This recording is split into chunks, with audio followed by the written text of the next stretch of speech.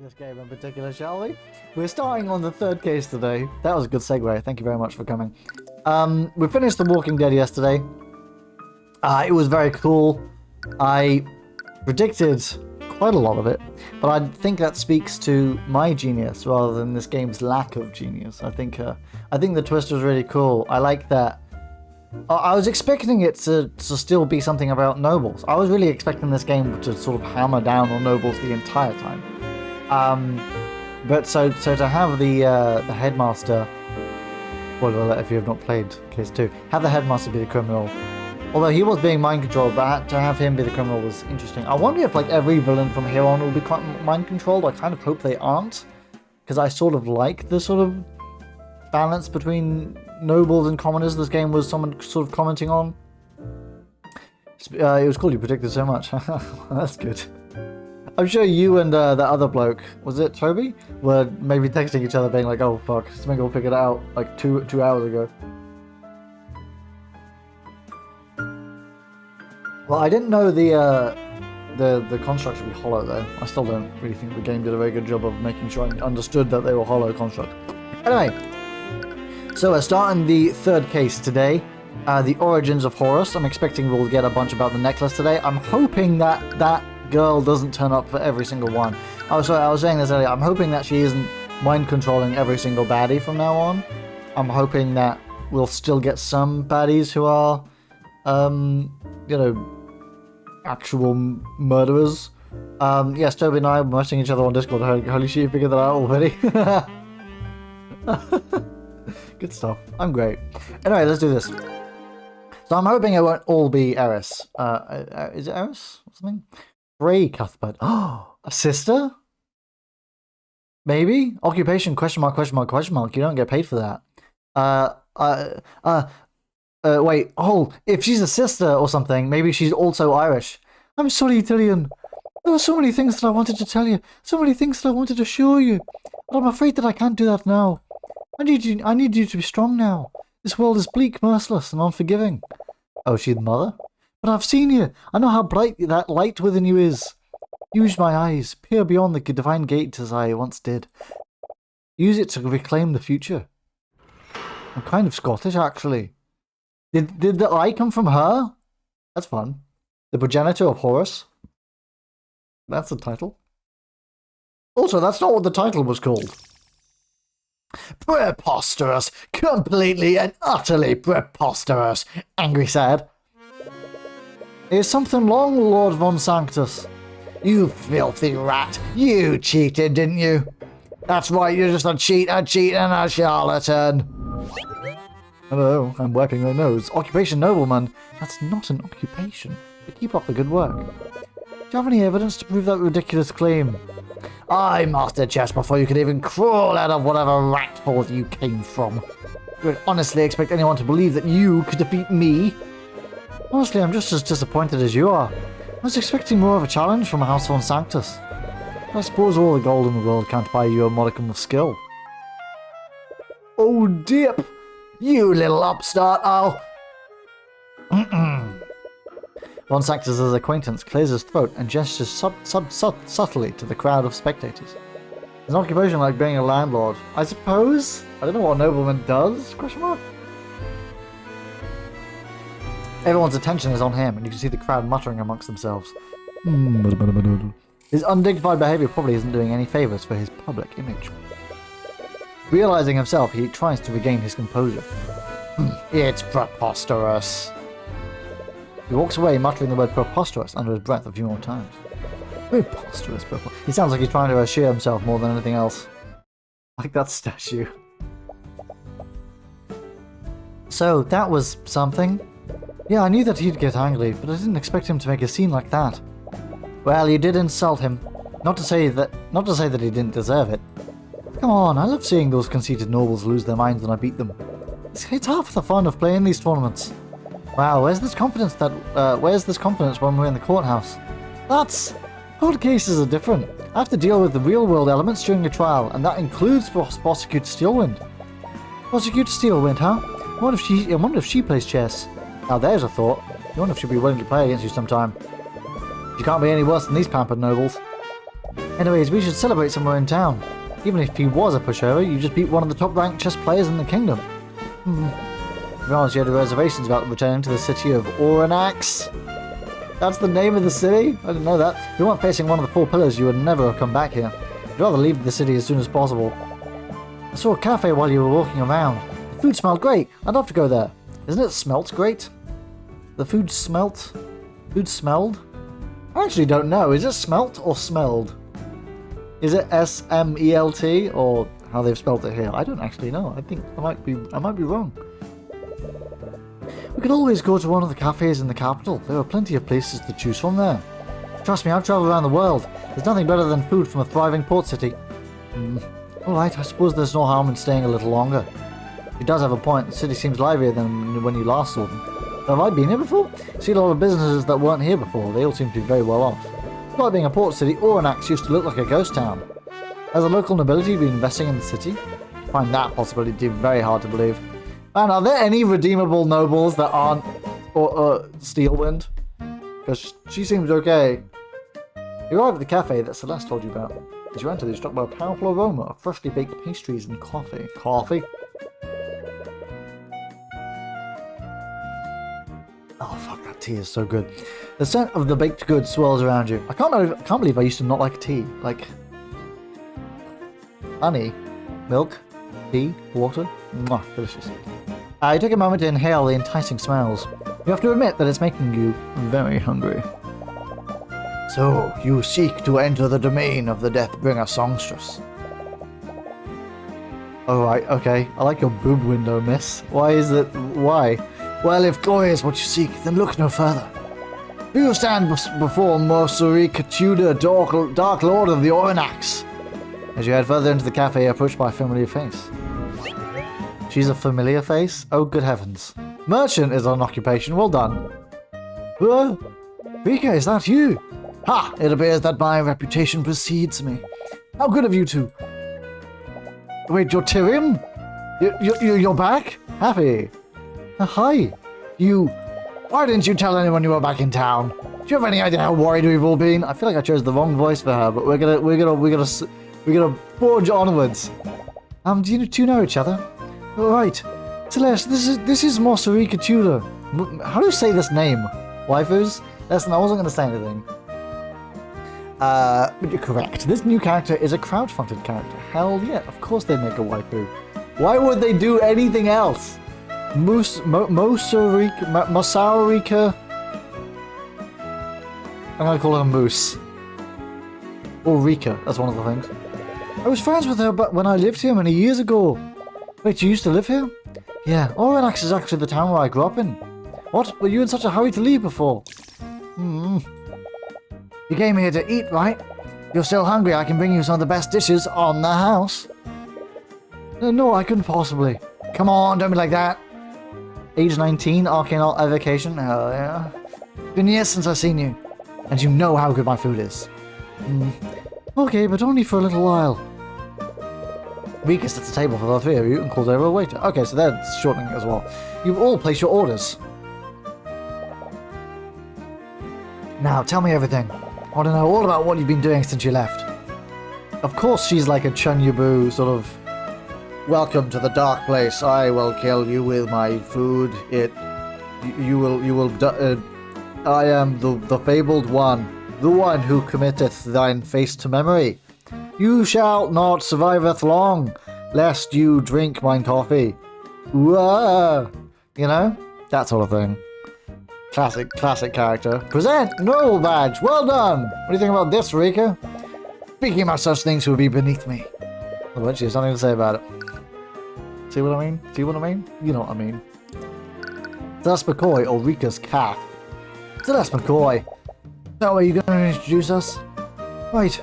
This is Celeste McCoy. She's my bodyguard. Bodyguard? And Celeste, this is... Ha! As if I need such introductions. I am Rika Tudor, Dark Lord of the Oranax, High March Magi of the Cadmium Flames, and proud proprietor of this cafe. Oh, okay. I was friends with her when I used to live here. She's a little eccentric, but she's a good person at heart. Hey! She's also a common folk mage like you. Ah, so you came from the same humble beginnings that I do. What spells have you mastered? I haven't really mastered any of them. I know about 7 spells, though. Is it 7? It's almost 4 times the amount that I know. She knows 2 spells? Guys, she knows 2 spells?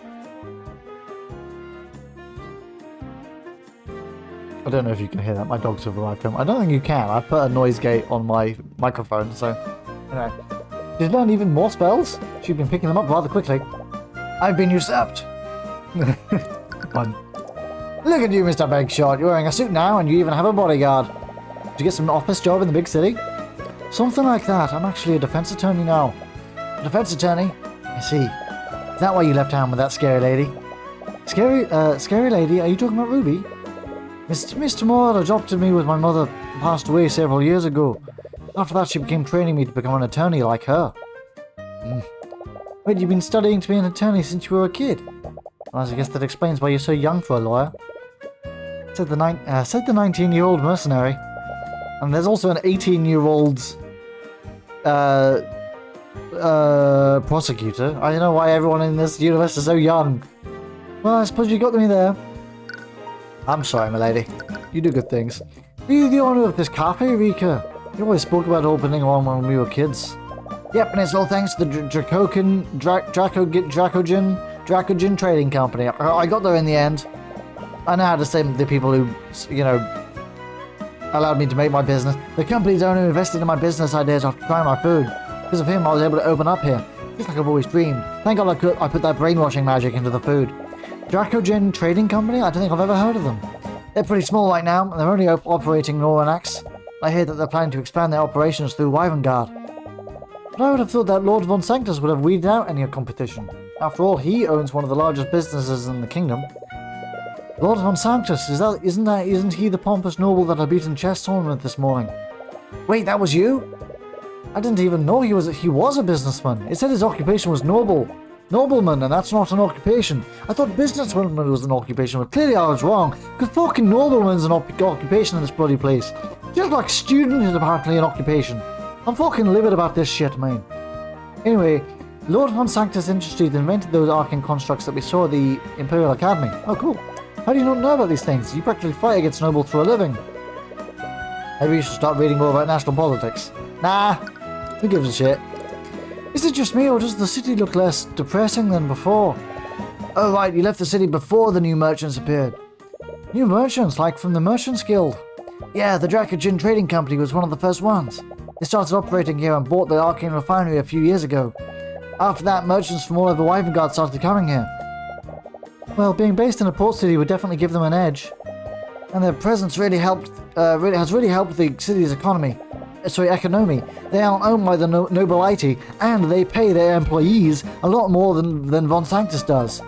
It's really empowered the quality of the people here. Pupil. I doubt Von Sanctus appreciates the competition, though. There's even talks of forming employee-run onions. Oh, Von Sanctus definitely won't appreciate that. By the way, I've decided this character speaks with a rasp and also mispronounces at least one word per sentence. So, you still play chess? Yeah, I'm nationally ranked too. I heard that an upstart commoner defeated Lord Von Sanctus at a tournament this morning. But I had no idea they were talking about you. Upstart commoner. The name suits you, Tyrion. Hey, do you still do that thing one you play? No. What thing? Nothing. She's not talking about anything. Wait, you're actually embarrassed about it? When we were kids, you did it even more than I died. I'm so sorry. Wait, what did he used to do? Why don't you show her, Tyrion? I'd rather not. Come on, show us, Tyrion. I'm scared that's what this thing is. I think it's blanking out. I think I'm a little too old for this. You're never too old to tap into your inner tuny. She didn't actually mispronounce any words there. Do it, Tyrion! Yeah, do it! Two of them begin chanting, trying to pressure you. They do it successfully. It draws the attention of the other patrons in the cafe. Patrons, even. They don't seem to care about the confused looks that they're getting. They don't have a choice. Taking a deep breath. Those who stand in the shadows, those who fear the light of divinity. Your Imperials will fall and your armies will perish. Kneel and cower before the divining gaze of the Eye of Horus. Snicker. They're trying their hardest to contain their laughter. Well, that's why I don't do it anymore. No, that was great. It was really cool, Tyrion. The poorly contained laughs are coming out between each one. Why are you laughing? You were just doing it a moment ago. Yeah, but she owns it. Oh, you used to say something else before he too. I won't let anyone stand in my way, even if they're a man, king, or god. Yeah, that's it. He still says that sometimes. Oh, looks like our order is here. I wait to present the lunch special for each of you. Is she eating with us? What's happening? The enticing aroma of the meat meals makes you celebrate a little. You gladly devour the meal. Rika's cooking is just as delicious as you remembered. Wait, why did the meal arrive if she cooked it? You spend some more time catching up with her while you finish your meal. As your conversation continues, you and Celeste regale her with the stories of your past court cases. No, really? Yep, it turned out that he was the headmaster the entire time. Wow, I never would have figured that out. How did you know, Tyrion? Maybe he saw it with his Eye of Horus. Nearly choking a drink before you realise what she's actually referring to. But wow, I can't believe it. I never thought court cases would be that dramatic. You finish your meal as you continue to tell Rico more about your cases. It's nice being able to talk with her again. I tried so hard to leave everything behind after what happened. But you're happy that she seems to be doing well. Well, it's been nice catching up with you, Rika. But I think it's time for us to get going. What? We just got here. It's okay. I'm sure you're pretty busy nowadays. I won't keep you any longer. But be sure to retake, okay? Just don't go and disyapia like last time. Oh, okay, I'll stop. Never mind. Yeah, I'll stay in touch. You better. And she never appears again. We never speak to her again. We never do anything with her again. She doesn't exist. Oh, we didn't examine the cafe. Boo. You exit the cafe and make your way to the local merchants guild to rent a carriage. The city seems to be a bit more crowded than usual. It's a little difficult to make your way through them. Someone's gonna die. Hey, Tyrion? Yeah? Fidgeting with her hands. She looks like she wants to say something, but every time she starts to speak, she quickly stops herself. It happens a few more times before she seems to give up. Never mind, it's nothing. Okay. Both continue to walk silently as you make your way to the Merchants Guild. You make out your way there, the streets become more and more crowded. You hope the traffic won't interfere with the ride home. And then they all begin stabbing each other. Hi, could we rent a carriage for travel to Ratholm? Sorry, but travel outside the city is temporarily closed. What? Why? Haven't you heard? The King's Guard have locked the whole city down. They set up a blockade and everything. Check the city gates if you don't believe me. Oh great, someone's died. As you arrive at the city gates, you see the blockade that the merchant was talking about. A crowd of disgruntled townsfolk are angrily shouting at the knights stationed there. This is outrageous. How long do you plan on keeping us here? Sorry, but we have our orders. We can't let anyone outside the city until our investigation is complete. There's an investigation? Did something happen? Can you at least tell us what's going on, why the entire city is being blockaded? Sorry, sir, we're not allowed to release that information. You'll just have to make other arrangements while we sort this out. Actually, I haven't seen you two around before. I'll need to take down your names and occupations for our records. What? Why? It's fine to list. We're better off just cooperating with them. It's an invasion of privacy, but you'd rather not resist orders from the King's Guard. I'm Tyrion Cuthbert. I'm a defense attorney. Ah, fine. I'm Celeste McCoy, bodyguard. Thanks. Go over to the other King's Guard. They seem to be taking notes of the people here too. They must have been making a list of everyone inside the city. But for what reason? Okay, a blockade has been created around the city of Oronak's blockades preventing people from leaving or entering the city. King's Guard have taken careful note of anyone that is currently contained within the blockade. Okay. I have an important engagement tomorrow. I'm getting my voice fixed. What am I supposed to do now? Just live with this voice?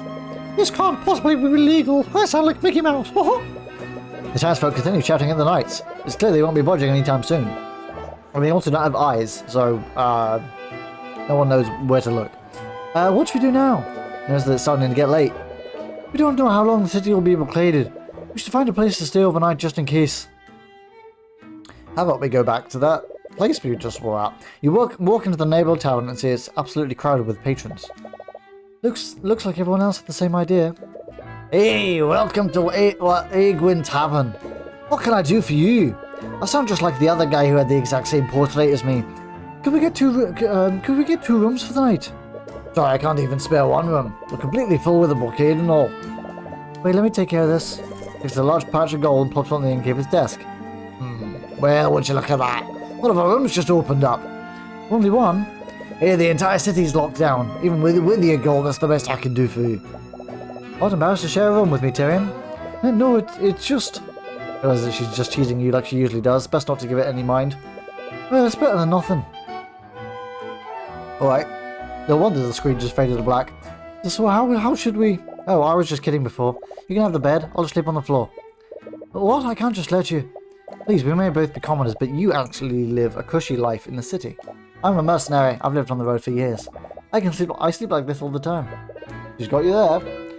Alright, but tell me if you change your mind. Yeah.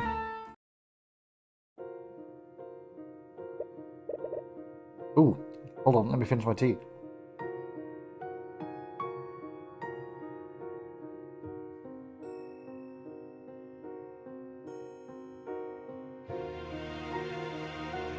Good tea. Hey, I didn't see you there. I was just walked past him. Oh, what? Hey, watch it. Quit shoving me. Wait, whoa. Holy crap, pull me up. I can't hold on for much longer. Ah, you idiot, what are you doing? What? Grab his arm and pull him up. Ah, my hand. What the hell are you doing? Your grip is too tight. Stop that. Ah! Wait, I can still... What the hell's going on? No. What happened? I should have been able to... That scared lord, he fell in.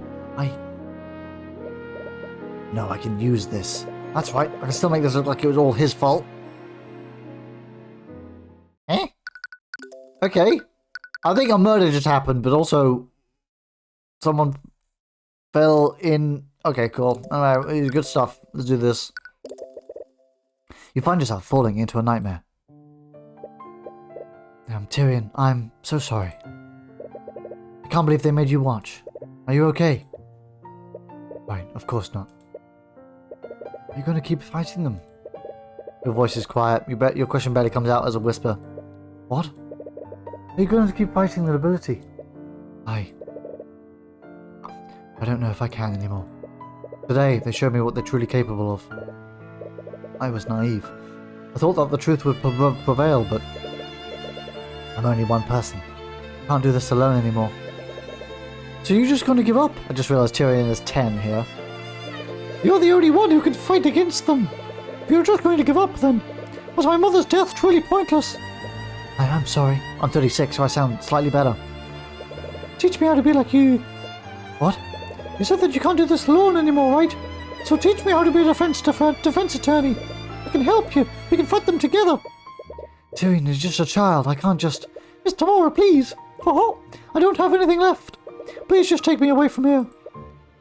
You clutch your hand. You clutch your hand tightly, feeling the fading warmth of the final message that your mother left you. Your Irish accent hasn't fully set in yet. It's the last comforting memory you'll have of her. One day you won't sound like Mickey Mouse. It's a memory that you'll never experience again. Thank goodness. Mom! You're startled awake. Ah! After some confusion, you realize that it was all a dream. Thank goodness. You didn't have any trouble falling asleep, but your slumber was less than restful. I mean, you didn't even have your Irish accent. How scary. What a nightmare. It's been a while since you remembered that day. Told them more reason to leave the city as soon as possible. Celeste, are you up? Uh-huh. Celeste was wistfully staring out the window, watching the rain. I don't think we've seen this portrait before. That's cute. It's adorable. Her head whips around towards you when she realizes that you're awake. You're okay. What's wrong? Nothing.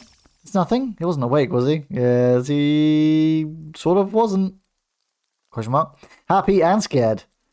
Happy and scared? Is that what embarrassed is to these game developers? Happy and scared? Are you sure?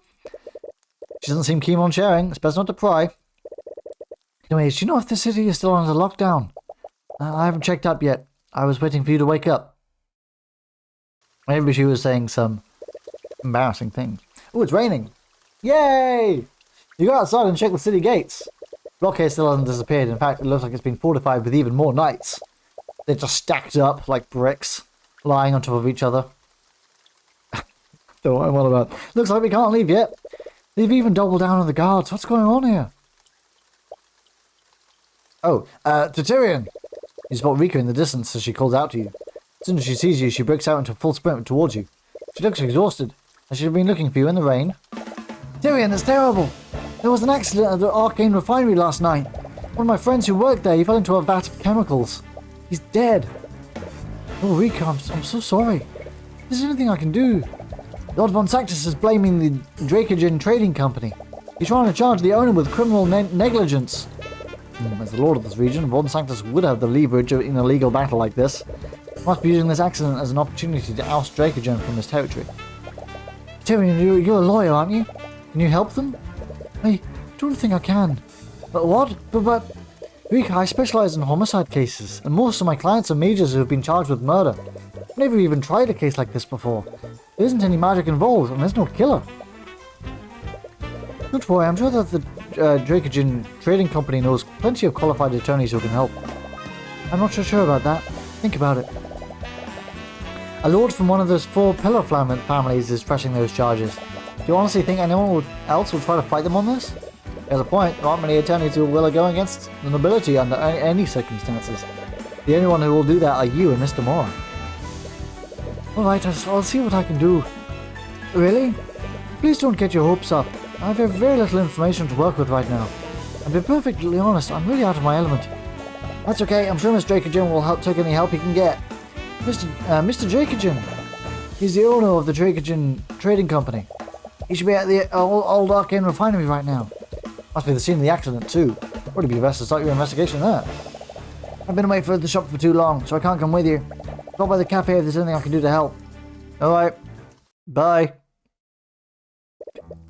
You follow Rika's directions and move through the city's industrial district. It reminds you of your childhood, back when you couldn't control the Eye of Horus. It just kept looking at people. Oh, god damn it. Felt such a weirdo. You always avoided this part of the city. It was always covered with an overwhelming fog of misery and fatigue. However, you feel less of that now. Is it because you have more control over your powers, or something else changed? Those are some vats. Ah. What am I? That's definitely electrical equipment. Are you kidding me? Alright. You arrive at the refinery and see there aren't many people around. A few people you do see appear to be from the city watch. Operations must have halted after the accident. Wow, so this is an Arcane refinery. I always saw this place as a child, but I never really understood what they do here. Those machines refine the arcane crystal that are used for artificery. Those crystals are used as a power source for conducting magical energy. You look around to spot an especially frustrated individual. Hello. He seems to stand out from the knights and cleaning staff. Could he be the guildmaster Rika spoke of? Hey. He takes notice of you as you head further into the refinery. Hello there! You must be the attorney that Miss Tudor spoke about. I am. I take it that you're the guildmaster of the Dracogen Trading Company. Yes, my name is Stefanik Dracogen. Dracogen. Stefanik Dracogen. I'm pleased to make your acquaintance. Occupation Guildmaster. Now that's a fucking occupation. My name is Stefanik Dracogen.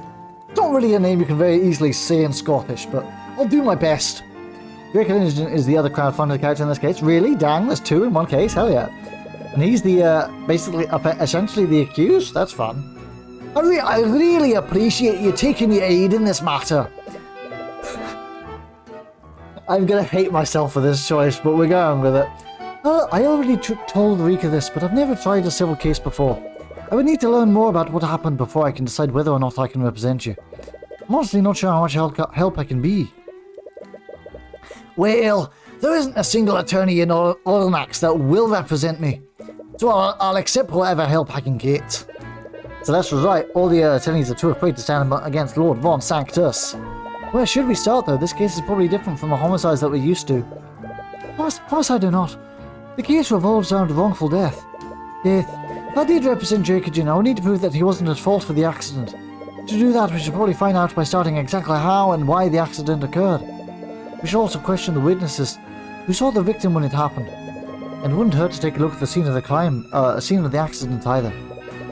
The Guildmaster would have a lot of knowledge about the refinery's operations. Questioning him might give you some insight into what happened. Hell yeah. Check magic! There's magic! Transmutation magic. Okay, cool. So that's just normal. Cool. Okay, I'm gonna assume those are all normal. That's all normal to happen. Good stuff. To start, could you tell us exactly what happened? Well, it all began during the work rush yesterday evening. One of my employees fell through from the walkway into a vat of magical chemicals. Those chemicals contain extremely volatile and destructive evocation magic. Because of that, he unfortunately died before we could have pulled him out. I see. That all just sounds like an unfortunate accident. Why is Lord Von Sanctus blaming you for what happened? There were guardrails on the walkways to prevent people from falling. Supposedly, those guardrails broke apart when the employee tried to lean against it. According to Von Sanctus, the accident was a direct result of my negligence to maintain the refinery. But my employees have taken great care to inspect and maintain the facilities. I have no idea how this happened. Is he telling the truth? This could all just be lip service. Only way to know for sure is to inspect the walkway yourself. Okay. Earlier you said that the victim was an employee of yours. Could you tell us more about them? I'm just mixing Scottish and Irish now. Irish. Top of the morning to you. Could you tell us more about them? Yes, I hired him just a few months ago. It's a shame what happened to him. He was a young man called Justin Way. His name is Justin Way. I love it. Was he a good employee? He was a hard worker, but he was a bit rough around the edges when we first started. Before working for me, I heard that he would always spend his time with the local delinquents. Miss Tudor practically begged me to hire him. She told me that she wanted to turn his life around. That does sound something like something Rika would do. She always had a habit of getting involved in her friend's personal business. Hell yeah. Rika Tudor supposedly begged Stefanik Trickagen to hire Justin away. She wanted Justin to turn his life around. Supposedly he used to spend a lot of time with some local delinquents, but he's turned his life around since then. Thick nasty bro. How long ago was that though? When you live a life like Justin's, it helps when you have something to give you some structure and direction. So I decided to give the boy a chance by hiring him. He was clearly a hard worker. He did well to earn his keep. He always followed the rules too, so I have no idea why he was up in that walkway. Wait, he wasn't supposed to be on the walkway? Tell me about the walkway. Earlier you mentioned that Justin wasn't supposed to be on the walkway. What did you mean by that? Well, I regret this voice already, so it's so funny, but like I can't take myself seriously. Well, Justin worked in an entirely different apartment. He was part of a team that managed packaging of flights. He had no business being inside the refinery building, much less the upper walkway. That's strange to say the least. Was he the type of person to want? I got Irish. Man, switching between Scottish and Irish is not easy. Top of the morning to you. Do you like this sort of thing? Was he the type of person to wander around places that he wasn't supposed to? No, like I said before, he always followed my rules. My rules. It was all just the whole situation that made it that much more confusing. Justin Way was a star employee who was known to follow all the Stefanik Trickagen's rules and regulations. He worked in an entirely different department and wasn't supposed to be anywhere near the refinery walkway. Trickagen has no idea why he was in the refinery before the accident. I have a feeling this one doesn't involve Eris at all, I think. I'm getting the idea that she's not involved in this at all, or I got the idea that maybe she mind controlled the victim. Maybe that was possible, because otherwise why would he be there? So, that's a possibility. But she hasn't appeared yet. Sort of expecting her to not appear, but I don't know. Was there anything else about the accident occurred? Did anyone see Justin fall? There were many employees here at the time, but there was only a handful of witnesses who actually saw Justin fall from the walkway. Who are these witnesses? If I recall correctly, Miss Tudor was the one who saw him fall. Wait, Rika was here when it happened. Yes, you witnessed the accident alongside the harbour master. Morrison. Oh, you're acquainted with him? I am. Morrison was close friends with your mother when you were a child. Oh god, but after you left Ornax, you went out of your way to cut contact with everyone from your past. What were all these people doing here in the first place? Rico is a cafe owner, and Morrison is a harbour master. I'm a little concerned about that myself. I'm still unsure about Miss Tudor, but the harbour master was accompanied by a nobleman of some sort. A nobleman? I'm not privy to the specifics, but apparently that nobleman had the legal authority to go wherever he wanted to. Still want to ask Morrison more about that. It will be awkward to speak with him after all these years. Cool, how fun this is going to be. What's it about? It's a vat filled with chemicals that I can't quite identify. According to Celeste, these chemicals are used to refine and create arcane crystals. Sick. These metal stairs... These metal stairs lead up to the walkway above. Oh, look at the walkway by moving there. Holy shit, really? I can move? Power box. Contains artificial hardware and an arcane power cell. It connected to the chemical vault vat, so it must control some function of the refinery. Ooh, interesting. Rad. Present. I know that the King's Guard is involved, but that's all about all I know. I'm a bit curious as to what's caused such a stir. I suppose I have more placing methods to focus on right now. Interesting. I wonder why that did happen, because it's not to do with this, then. This happened afterwards. So maybe something came into the city that they was concerned about. We really need to know why that happened. I think that's going to be hugely important. Let's go up to the walkway since we're here. I feel weird we're going away. Hello. This is a picture. Do you need me to scan for magical traces? Well, there aren't any magical elements in this case. I suppose it wouldn't hurt to check. Alright. That's what she sounds like now. Vat of dangerous magical chemicals. Supposedly they're corrosive enough to dissolve anyone unfortunate enough to fall into it. Well, shoot carefully, she'd be a little overprotective at times. I like her, she's cool. It seems like the guardrails completely broke apart. The rails are completely rusted too. Was Dracogen lying about properly maintaining the site? Oh, I wonder, maybe something rapidly aged them or something like that. Maybe. Repario Arcanum. Cool, that's red as fuck. There's just traces of evocation magic on the chemicals in these vats. That makes sense. Evocation is the school of magic for spells that create and disperse energy. Chemical will probably include some sort of magical reaction to create arcane crystals. So that's normal. I have a feeling this is not normal. What? What's wrong? There's traces of transmutation all over the guardrails. Transmutation? Do you see those traces anywhere else on the walkway? No, it's just this area. Magical traces of transmutation on the guardrail that Justin supposedly broke before falling. The traces are only on the rails that Justin broke. They aren't anywhere else on the walkway. We haven't really done stuff with transmutation yet, so this is interesting. Transmutation is a school of magic that changes the properties of physical objects. Using mages use transmutation spells to strengthen and repair objects. This seems pretty fucking obvious. Someone used the spell to change the physical properties of the guardrails. Judging by the current state of the rails, we can only conclude one thing. The spell weakened the structural integrity of Justin Way.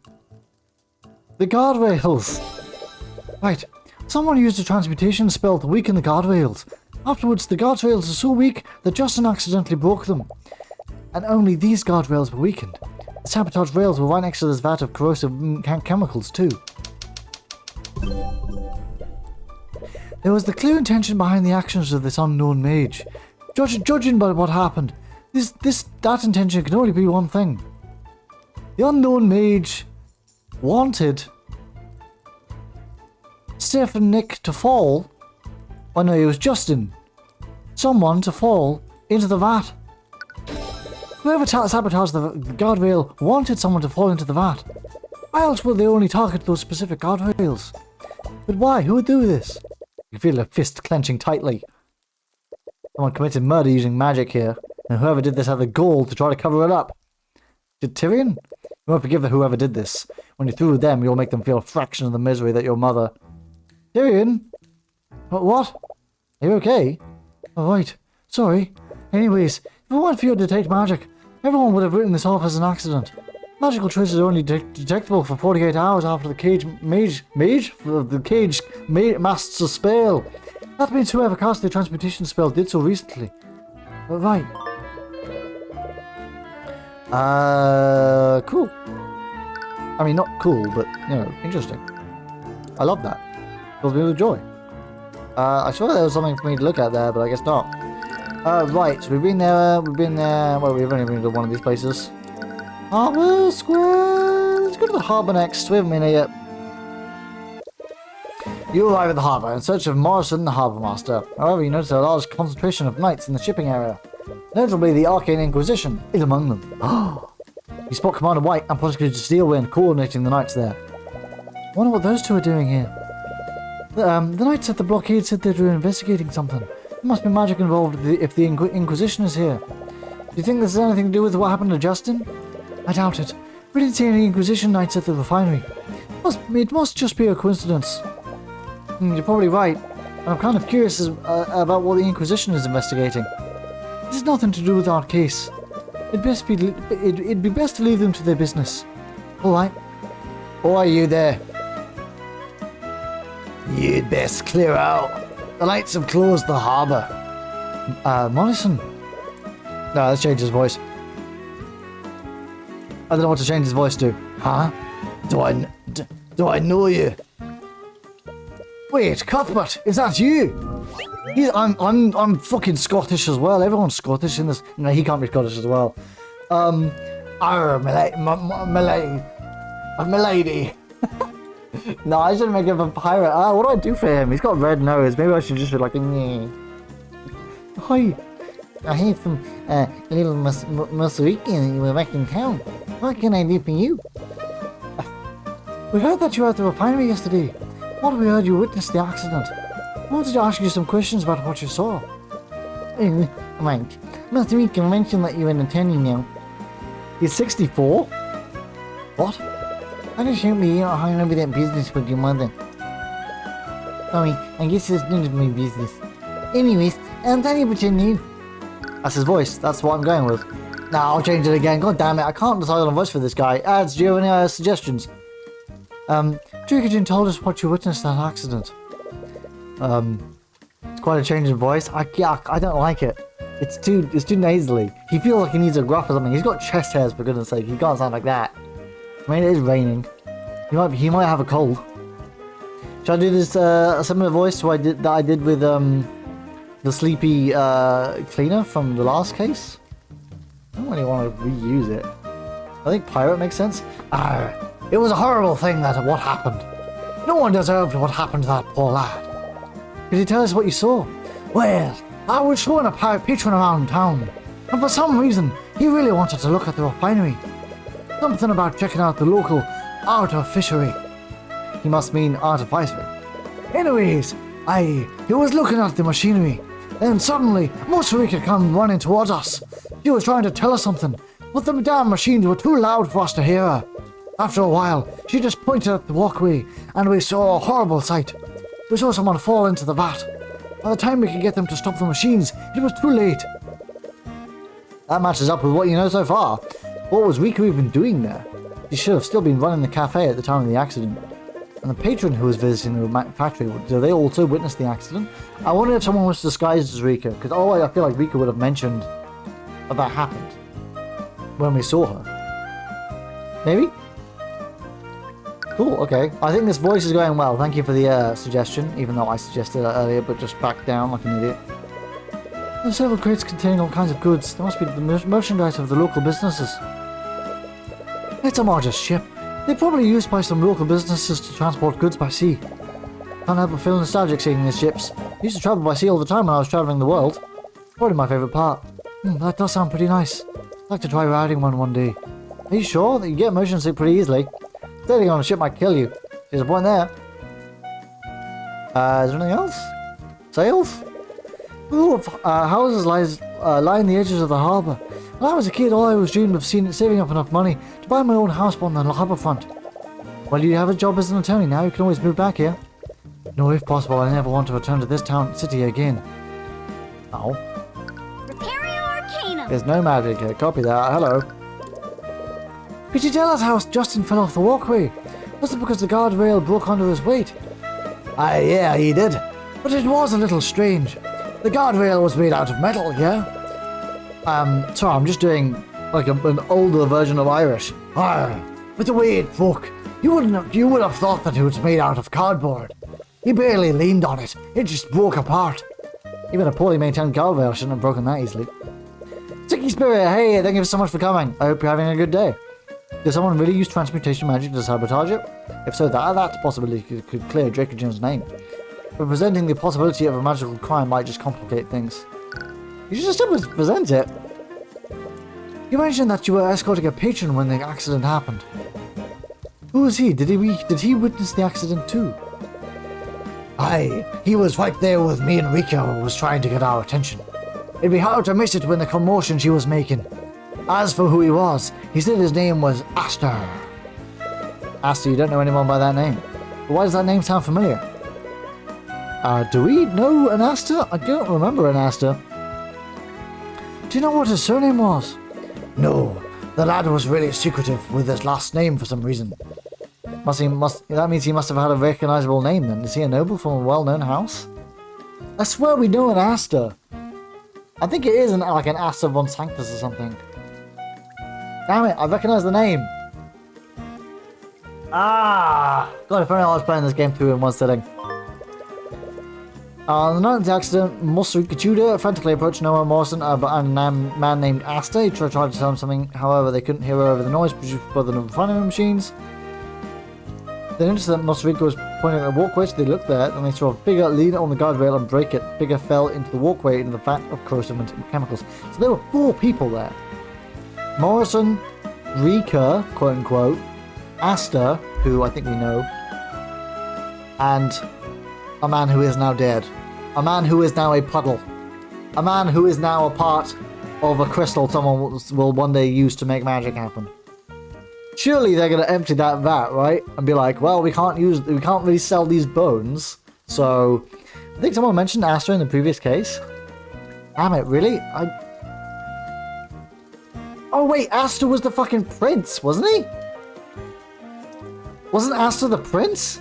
Maybe that's why they're not letting people in and out of the city, because there's a fucking prince here, Melite. Are we going to meet the prince? I feel like that is the name of the prince, isn't it? I might be wrong. We'll find out. Why were you escorting this Aster in the first place? Don't you have to manage the harbour? Well, I can't really manage anything because of them. He gestures towards the Inquisition Knights crowding the pier. Aye. They've blocked all sea travel out of the city till this mess is sorted out. They have a lot of knights investigating the harbour. Do you know what they're looking for? Well, you didn't hear this from me. But according to them, Aster's ship just up and vanished in the dead of night. Vanished? As in someone hijacked it? That's the thing. The guards would have noticed if someone had driven off the ship, especially one of that size. But from what I heard, one of the guards could have sworn that they saw it vanish in the middle of a flash of light. A flash of light, like something created by a spell. What kind of ship was it? Do you know how big it was? From the size of it, I'd say that it was probably a galleon. A galleon? A spell of that scale would have to be pretty powerful to affect a ship of that size. Interesting. I wonder who this Aster person is. It must be a high profile if they're calling in the Kingsguard and the Inquisition for him. All over a missing ship, too.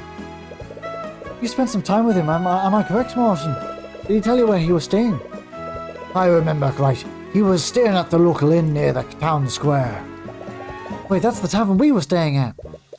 If he's this high profile, why is he staying at an inn for commoners?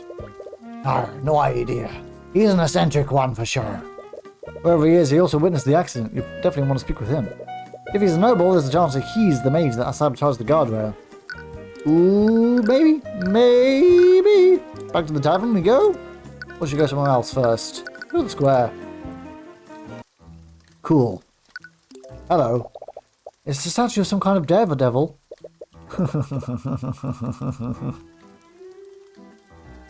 Is this another patron? I love it. That's Ferdinand Dumont. That's Ferdinand Dumont, a famous stunt performer and physicist. I heard he used to run shows here several decades ago. He always jump over large obstacles or crevices in some kind of wheeled vehicle. I heard he's even trying creating flying machines near the end of his career. Flying machines? Yeah, I heard he didn't even use magic to make them fly. It's a shame the kingdom hasn't tried to develop his research further. Okay. Let me try to guess what occupation that patron has. Pilot? Stunt daredevil? I don't know. I think pilot is pretty suitable, but I might be wrong. Several businesses have opened up since the last time I came here. They all seem to be pretty busy. The blockade is preventing people from leaving the big city. The local shops will probably be getting a lot more business until the King's Guard lets us out. They also can't get supplies for their businesses, which sucks a lot. But oh well. Arcane. There's no magic here. Present! Cool, thank you. Ah, fuck it. Yeah, we'll talk to her. Whoever this Astra is, they're the only mage who was at the refinery. Other than Mossarika.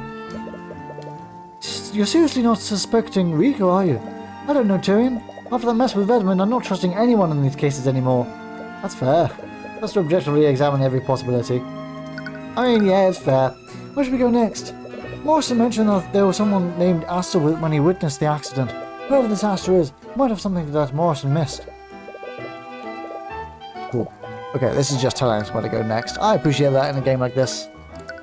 I mean, definitely possible. I'm hoping that's more useful than when, than in the Phoenix Wright cases, where it was downright useless. They were just like, yeah, we need to go find clues, and you're sat around looking around for ages, no idea where to go. And she's just like, yeah, we need to look for clues. And you're like, okay, where? Which clues? Am I blind? Let's go back to the tavern. Morrison said that the Astras was staying... Oh, sorry. Morrison said that Astra was staying in one of the rooms of this tavern. Which room is it? We'd always just check each room. That might irritate the patrons, though. If Astra doesn't want to be found, we might alert him if we annoy too many people. I guess you're right.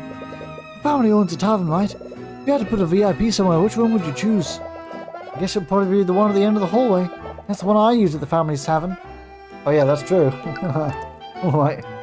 Take magic. Hell yeah, now I know. So it just this hallway looks similar to the one in the family's tavern. Well, most taverns use the same architecture, so I don't think it's that strange.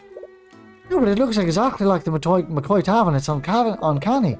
It's as if whoever made this tavern decided to just reuse the same design.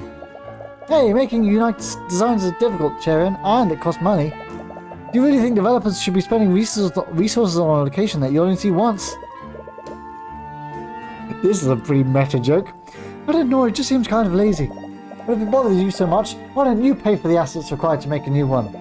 He decided to drop the matter. Cool, that was very blatant. I love it.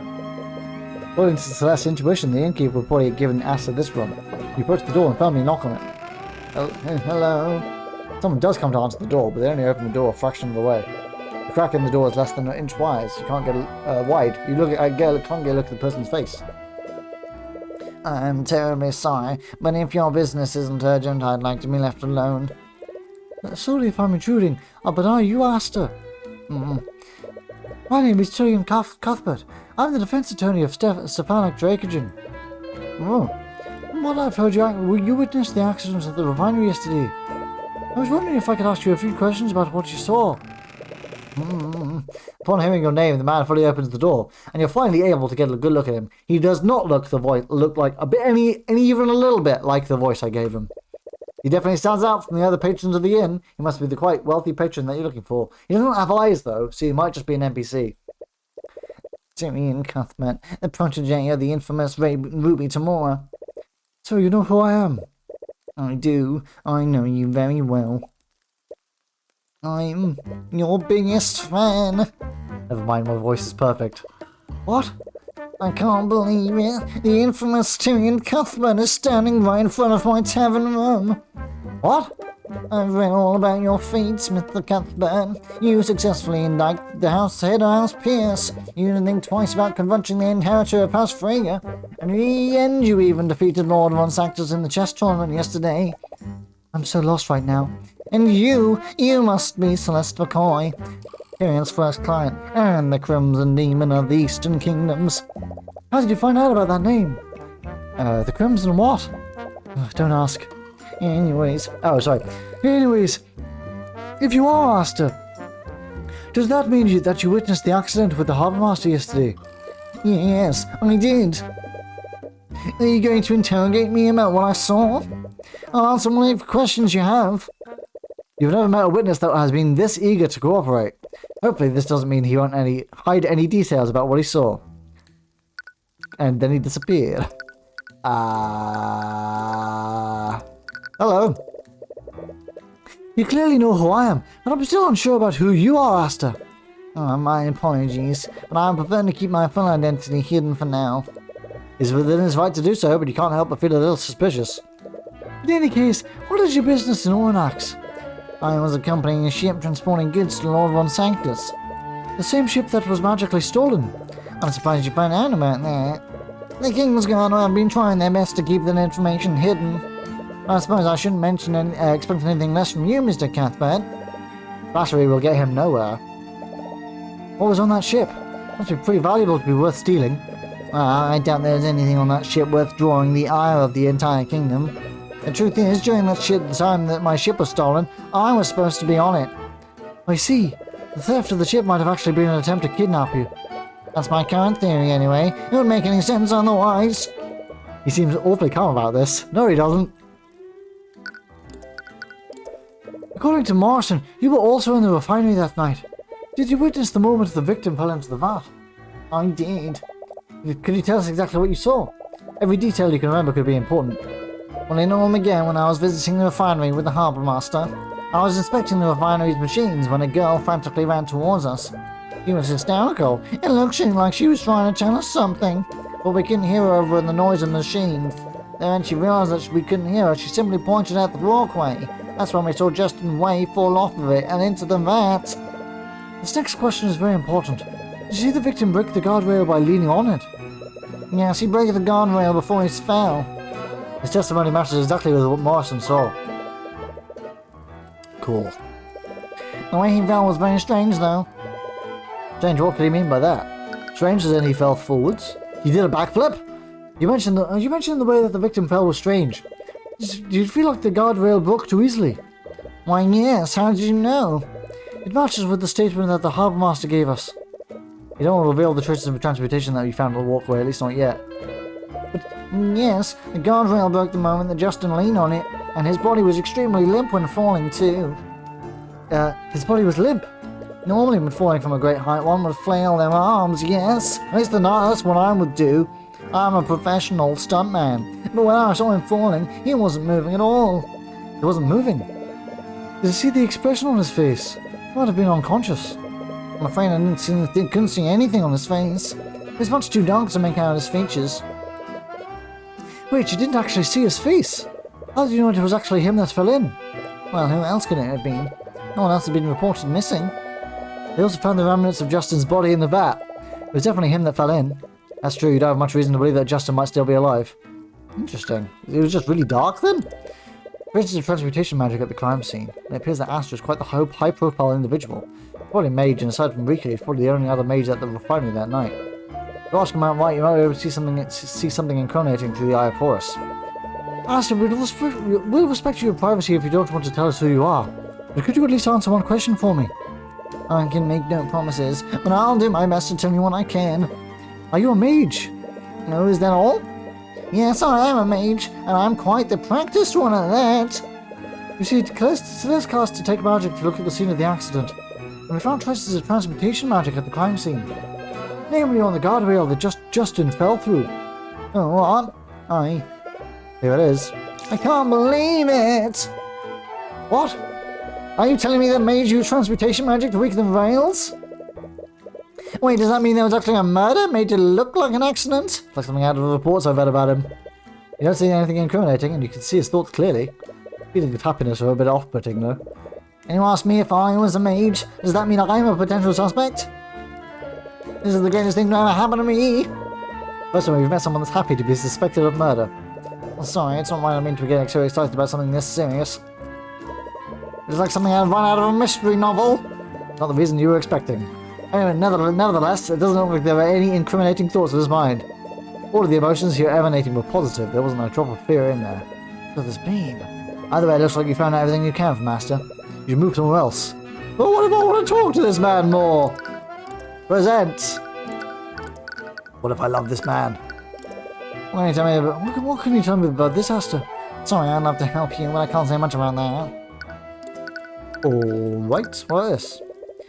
The King's Guard have locked the entire city down because of your missing ship. I asked them not to make such a big deal over this. It's been quite trouble over all the people I've inconvenienced. I really wish they'd just let it go. Let it go, let it go, go anymore. Wait, if you're here, is Ruby tomorrow here too?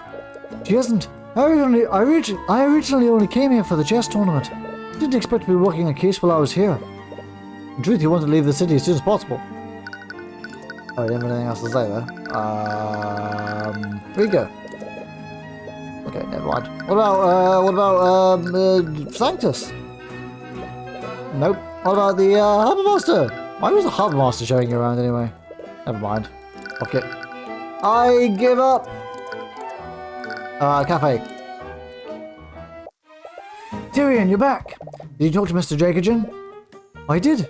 I'm still not sure what to make of him just yet. But after what I've seen today, I don't think I can turn a blind eye to what's happening. Traces of transmutation magic on the guard rails. Regardless of the motive, someone sabotaged those rails with the intent of harming an employee at the refinery. This truly was a murder. You have to find out who did this and why. I'll represent him in the court for the criminal case. Thanks, it really means a lot to me. On that note, you were at the refinery when the accident occurred, am I correct? Yes, I was. May I ask you a few questions about what you saw that day? Of course, I'll do whatever I can to help. Oh, okay, so she was here. As a profile. That's not a good sign. Here we are. The table that we're sitting at seems relatively new. Rico apparently had them custom made by the local carpenter. I like this rug. I think it's a nice rug. Artificial lights hanging from the ceiling. Apparently hooked up to an arcane power grid. Some barrels stuck in the corner here. Rika seems to have decorated the entire cafe with several plants and flowers. The green adds a fresh and rustic ambience to the restaurant. Sick, nasty, bro. There's a shelf full of drinks, mugs, cream, and a sugar behind this restaurant counter. That must be where they prepare coffee to be served. Sick, nasty, that's delicious. I just love that. By the way, why were you at the refinery that day? Didn't you have to work at the cafe? I was making a food delivery to Justin. Wait, you were delivering food to the victim? Yeah, he never had time to make his own dinner. I always delivered his dinner during his evening break. But that night I couldn't find him in the freight area, so I went looking for him in the refinery building. Oh, the accident happened when he was delivering his food. Delivering food to Justin away during the time of the accident, Justin apparently never had time to make food for himself, so she delivered his dinner to him every day. Okay. Interesting. Did you talk to Justin at all before the accident?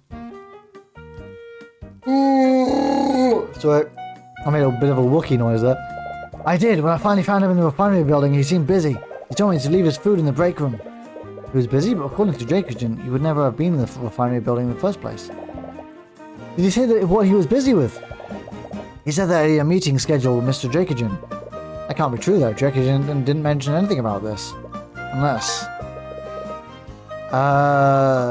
okay. Alright. Interesting. I've gotten a few witness accounts already. I just wanted to double check. What did you see during the accident? Hi, I'm sure that it was a disturbing sight. Do you need to take a moment? No, it's okay. It happened after Justin told me to leave his food in the break room. It was my first time inside the refinery, so I spent some time looking at all the machines.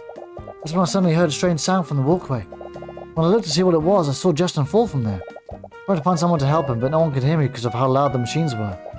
When I finally got them to understand what happened, it was already too late. Did you see the guardrail break when Justin fell off the walkway? More specifically, did it break from Justin's weight?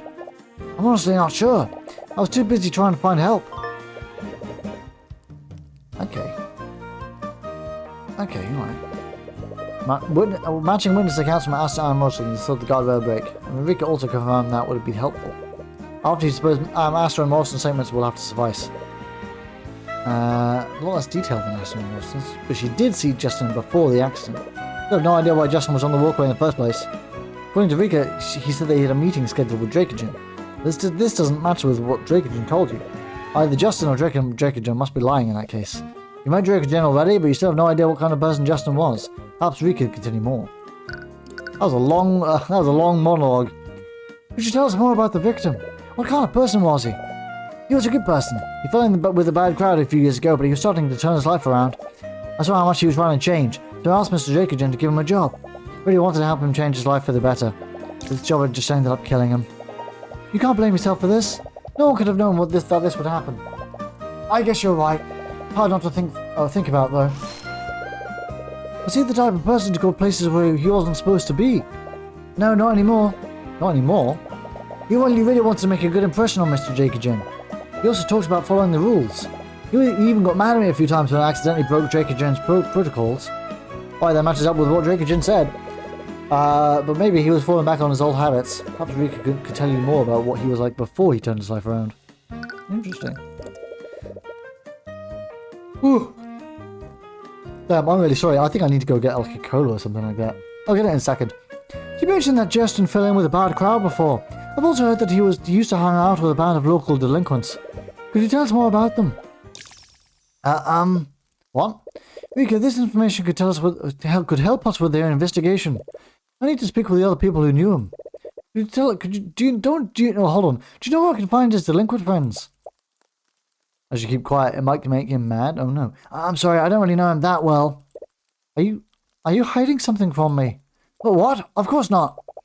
What would the Dark Lord of Aurochs possibly have to hide from you? Yeah, she's definitely hiding something. You'll need to argue against her if you want the truth. But I haven't finished her psychological profile. Well, I guess I'll go to somewhere else. But before that, I'm going to quickly grab a drink of cola. Because this tea, while delicious, apparently wasn't enough. So I'll see you guys in a second, alright? Hello? I have a drink.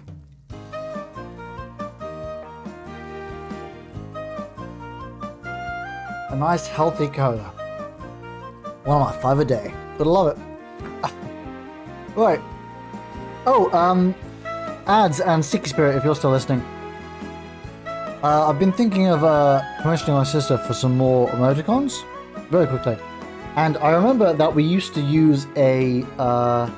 we had an emote boat in my Discord. There's a channel which I can use, in which we used to post the emotes and then we'd sort of vote on which one we wanted. I don't know if we'll still do that system. We might. I can ask my sister to maybe put some sketches in there. But it's up to you. I think I know which ones I want, really, if I can. I think I might want to get one that like another like happy one, because we've only got like hearts one. Because we need some more happy ones. And we also might get like a dapper one. Because I still want to do Dapper Fridays, even though I've not been keeping up with it very well. I still have to do Dapper Fridays. And also, we don't have an emote for that. We should really do that. We should get one with me with like a top hat on and like a little bow tie. I think that'd be fun. Even though I don't own a top hat. That's something I'm going to order off Amazon. I need to get a top hat. Anyway, if you know what if you know what you want, just get them. Yeah. Okay, I'll just get those. Maybe I'll delete that channel then. I'll just go for those. Alright, but I'll let you know. I am getting more emotes. They're 15 quid each. From my sister. But I think it's worth the investment. Besides, I've also been contacted by the person who I worked at for the set planning sort of company that I worked for a little bit. I think they're coming back from working at Wimbledon now, and they need more people. So I think they've contacted me again. 15 is probably a bargain given the time it takes. Well, I don't actually know how long they take, but they are little images, and it's just like a face. But colouring them does take a while, so yeah, and all the sketch work and things. Yeah, 15 is probably a bargain, but it is family, so I don't know. She might be giving me a deal off. Besides, she could have said 30 each or 40 each, and I'd still be happy to pay. Cool. Anyway, I think she made the previous sketches. The previous sketches and previous emotes like 2 or 3 years ago at this point, maybe 2 years ago. So it's been a hot minute.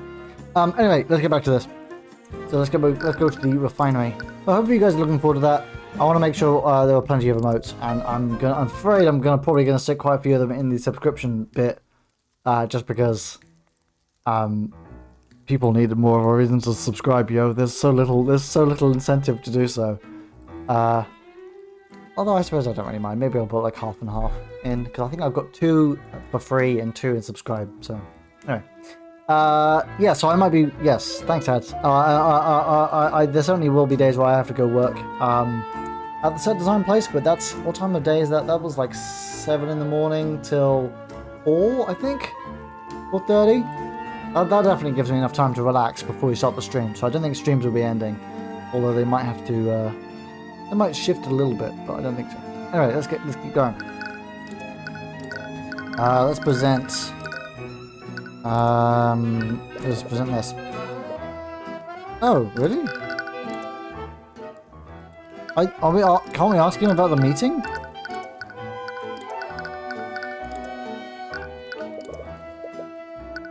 Oh, does he not have anything about the meeting? It's such a shame what happened to Justin. I can't believe an accident like this happened under my watch.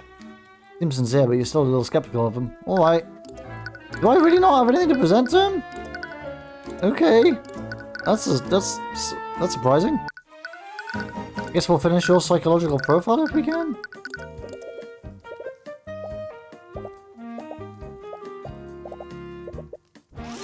Oh, that was... Okay, I should have voiced that. I thought it was just going to end up being... Alright, okay, never mind. I completed a psychological profile.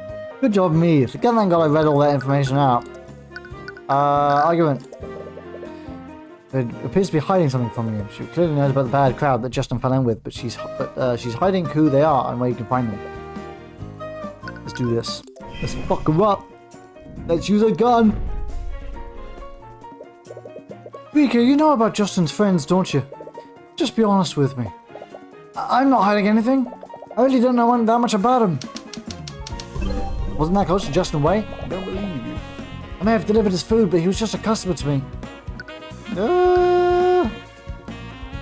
Form Christopher acts to protect the people she cares about. She has the best interest at heart and will always act in a way that she thinks is beneficial for your well-being. She's not very good at deception. She often refers to a dramatic, toony personality when she wants to hide the truth from you. Alright, copy that. Doesn't know him very well.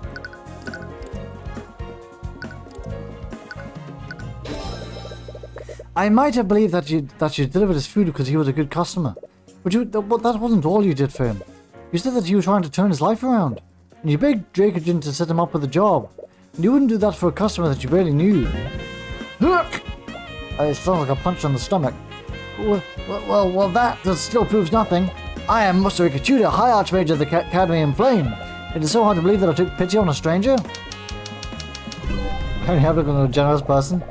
It would only be right for me to equip a commoner with the means to change his life. I mean, yeah. She's lying. I just know that. I think it's doubt, right? Yeah. You're not a very good liar, Rika, because she was doing the toony face. You would have risked a lot by asking Dracogen to hire a stranger, especially a stranger with a dubious past like Justin. What if Justin fell back in his old ways? That would have surely brought about consequences on you and your business. You wouldn't take a risk like that unless you knew him well enough to trust him. Ooh. Cola is doing things to my throat. Okay, fine, I guess we were friends. Like I said before, he was trying to leave his whole life behind. What happens if I die? What happens if I lose here? What happens if I run out of HP? Do we just start the argument again? Is it game over? He didn't like talking about the person he was back then. He always kept his past a secret from me. I wanted to forget about it, and I never brought it up.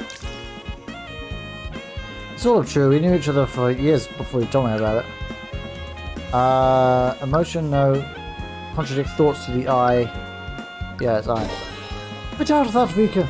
In fact, I'm sure that you were friends for at least a few years. With a friendship that old, I'm sure he would have confided in you about his past. What? No, you need to stay focused. Huh? What was that about? What was that about? Did I miss something? Oh. Okay.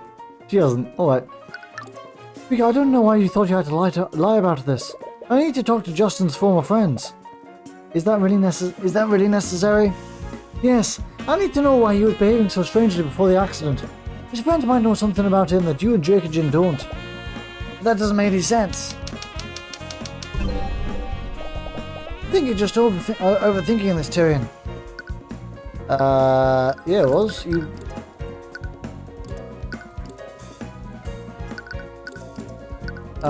is it that... I don't think we got a piece of evidence for the fact that he was limp when he fell in. I think it's this one. You didn't want to overplay your hand before, but it looks like you don't have a choice now. Rika, Justin told you that he was heading to the scheduled meeting in Dracogen's office. But according to Dracogen, Justin wasn't even supposed to be in the refinery building yesterday. What? Rika, Justin might have just lied to you. No, he would never do that. I need to know why he was up there. And so far, the statements that I've gotten from you and Dracogen don't explain that. I need to talk to people who might know things about him that you don't. Oh, that's mean. Oh, man. Okay. Tell you where you can find them. Just promise me that you'll be safe, okay? Successfully persuaded most of Rika Tudor. Yeah. Did the patrons decide her name? Because Tudor is a very... I was not expecting that name to come out, but I like it. Sorry, I wasn't trying to lie to you, but I was 100% lying to you and doing so on purpose. It's okay, I'm assuming you had your reasons. But I need to know where I can find Justin's old friends. You probably know already, but a few years ago, Justin got involved with a local street gang. They'd always hang around the beach area. But one day they discovered an abandoned house along the coastline. They started spending most of their time there. Lone house on the coastline. It's that house, Tyrion. It's probably where you'll find Justin's old friends. So that's why you're being so secretive. There's a fucking ant on my desk. What the fuck? That's the second ant I found in my room today. I'm a bit worried. What? I'm sorry. Don't be. You were just trying to look out for me, right? Are you gonna be okay? I can go there with you if you'd like. No, it's okay. I'm sure you're busy with the cafe right now. It's not as if I'll be going alone. Alright, just don't push yourself too hard, okay? Is this where I used to live? I think it might be where I used to live. Oh, God. Oh, God. I don't know whether the car found a person specified. Oh, is it just one person? I thought it was quite... I don't know why I got the idea that it was quite a few. You arrived at the old abandoned house. Oh, this music is pretty. Upon looking at the home that you left behind, you're struck with a flood of memories. Oh, dang, you used to be where I live. Those memories were once happy, but now they fill you with only grief. Tyrion, are you okay? Yeah, let's look around. You wipe your eyes and begin looking around for the house. You probably don't need to wipe your eyes, it is raining. Suddenly you hear the sound of glass breaking. You rush to look for the source and see two young teenagers throwing rocks at the side of the house. The shattered remains of a window are lying on the ground. Ah, nice shot, Gavin! Occupation none? Hell yeah, that's what I'm talking about! A man after my own heart! Do you keep it up, Gavin? One of the teens, apparently named Gavin, notices you approaching. He's very symmetrical. We've got company, Wyatt. Ah! Occupation none? I like you too, Wyatt. You keep up the good work. That being none. Ernal? You stare blankly at the broken glass lying on the ground. You're at a loss for words. You feel like you should respond, but nothing comes out of your mouth. You suddenly find yourself quickly approaching the two teens. Eh? What the hell do you want? Ah, what the hell? Before you even realize what you're doing, you threw a punch straight into Gavin's face. Eyes are slowly tearing up. You can only see red. You grab Gavin by the collar and put his face close to yours. Get the hell away from my house. Tyrion? Oh, you want to go? Ah, if you came looking for trouble, you should have found it. Okay, let's all calm down and just stare at this, you little shit. Excuse me? What, you got cotton in your ears or something? Yes, actually. Why don't you go and repeat what you just said? I said stare at this, you little shit. 5 minutes later. 5 minutes later. They are fucking dead.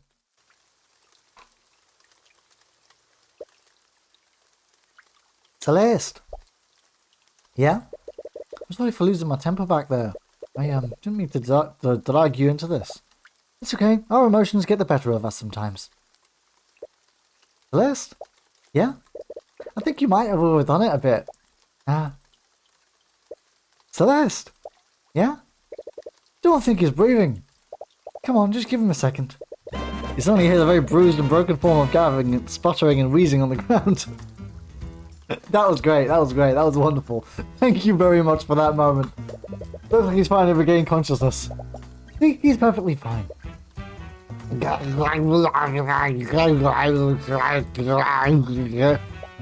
I agree, you're fine.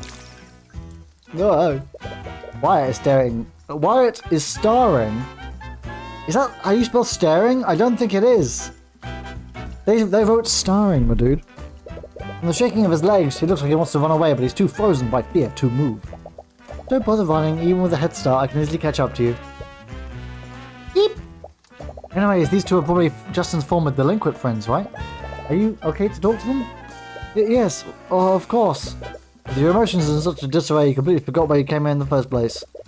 But you two happen to know the young man who died at the refinery yesterday. These guys are after Justin, but he's already dead. After Justin? Was there someone with a grudge against him? Wyatt clearly thinks he was sent on someone's behalf. Well, no, to play the part to get more information out of him.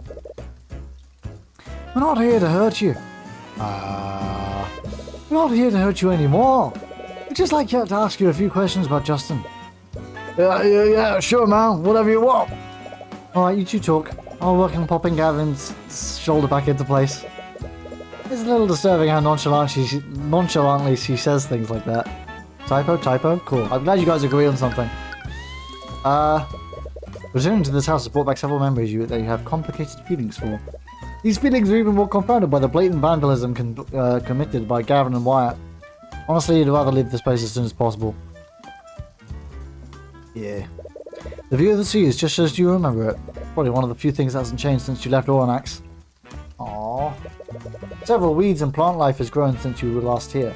Doesn't look like anyone has taken care of the yard for the last few years. You suppose it's more your fault than anyone else's? Arcanum. There's no magic. Hello, Justin! What can you tell me about Justin Wee? According to the few witnesses he spoke to, you used to be friends. Friends is kind of pushing it. We used to hang back in the day, but we don't know more. It was weird when he started talking to us again. I thought you left for good. He started talking to you again. Why? He just needed some of the old gear that we left in the house. Old gear? What kind of old gear? You know, his thieves' tools. All the tools you need for lockpicking and safe cracking. Tools for lockpicking and safe cracking. Why would Justin need those? I'm getting more and more convinced that Aris has mind-controlled the victim in this case. Maybe. You never know. What would Justin need lockpicking and safe-cracking tools for? Well, he needed to get the gold that he owed your boss. He owed gold to someone. Word has it that he was working for the merchant that owns the refinery. I guess the owner trusted him a lot. Justin said they had a way to get access to the safe in the guy's office. Justin was always a whiz when it came to breaking and entering. He even had his tools that could crack magical locks. Getting the gold out of that safe would have been an easy score for him. Wait, Justin was planning to rob Jacobin? According to Wyatt, who is not a good source of information, Justin Way old gold to someone. Justin owned a set of lockpicking, safe-cracking tools that disable mundane and magical locks, planned to break into the refinery building, then use his safe-cracking skills to rob the safe in Jacobin's office. Cool. Interessante. Wyatt apparently thinks that he was sent on behalf of someone. From what he said so far, Justin owed a non-trivial amount of gold to this person. This person was some kind of criminal. Could they have been the one that sabotaged the guardrail? Did Justin tell you who he owed his debt to? Nah, man. He didn't say nothing. They might back me too if I tell them the truth. So he does know. There's no point in playing dumb. Just tell us what he told you. Did he give you a name? Answer the question. The Eye Taker. He owed gold to the Eye Taker.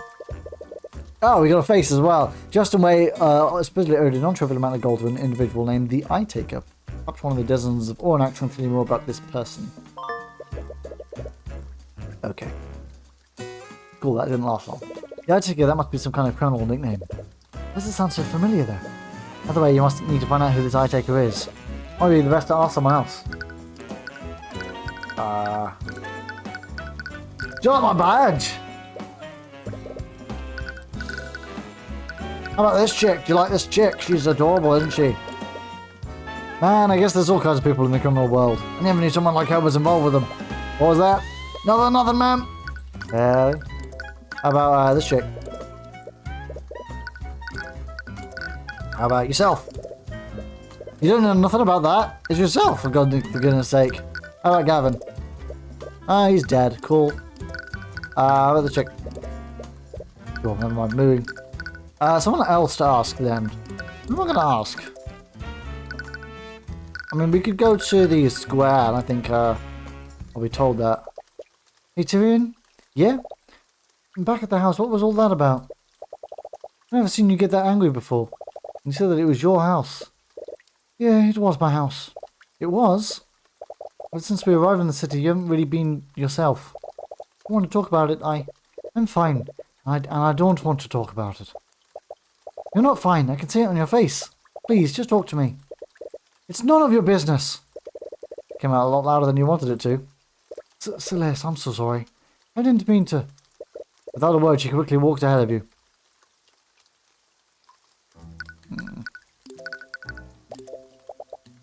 We should find out who the eye taker is. Maybe someone that we've already talked to knows who they are. Okay. Okay, cool. I'm glad that changed. Let's go to. Let's start with the cafe and show her, I guess. Present the eye taker. Could you know about a criminal named the Eye Taker? The Eye Taker? I can't say I've heard of them.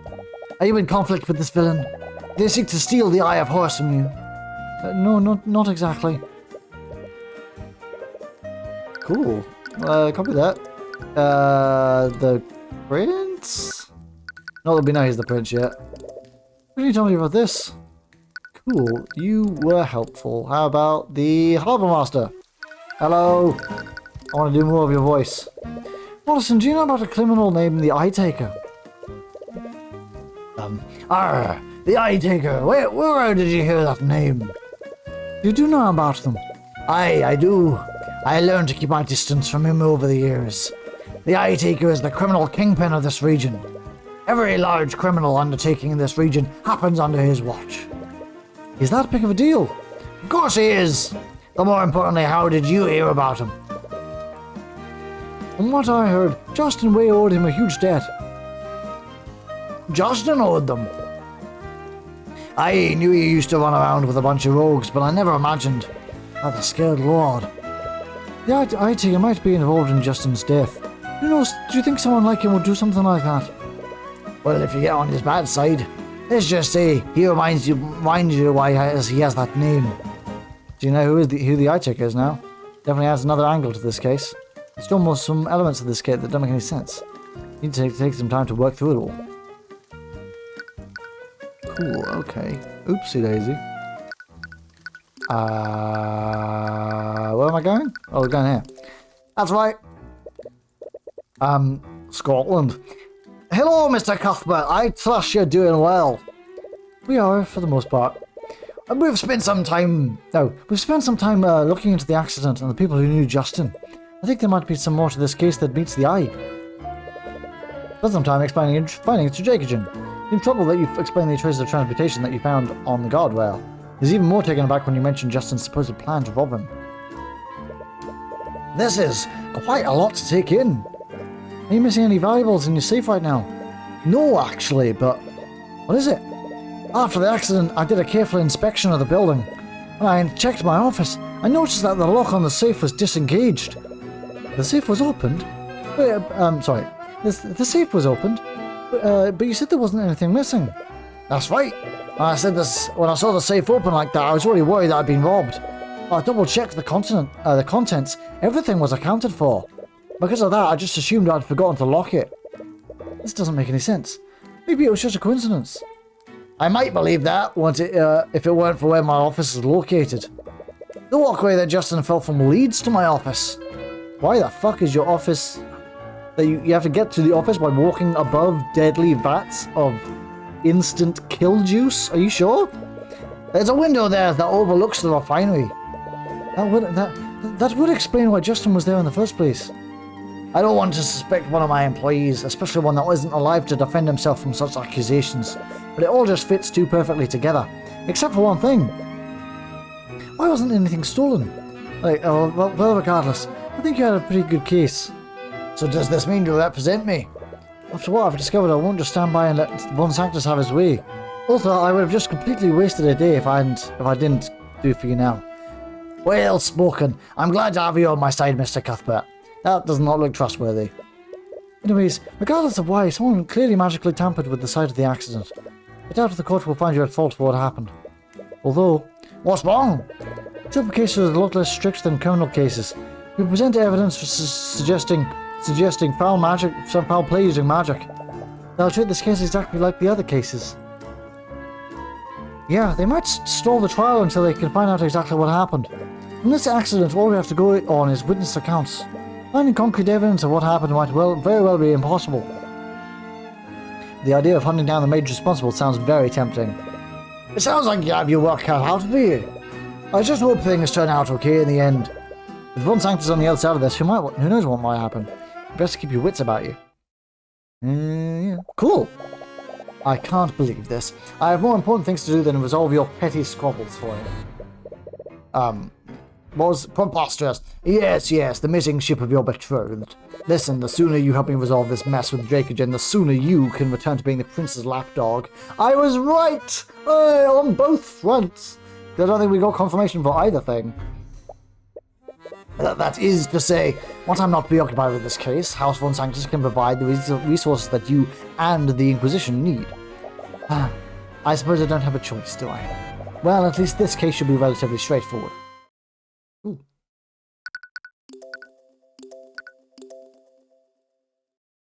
So is she going to be the prosecutor in this case? I'm excited. Cheers! Yay! I like to see a win. Oh, I'm always the judge. Court is our session for the trial of Stefan Dracogen. The prosecution is ready, Your Honor. The defense is also ready. Let's go! Hell yeah! Go very well. Let's begin the proceedings. Prosecutor Stefan, please list the charges.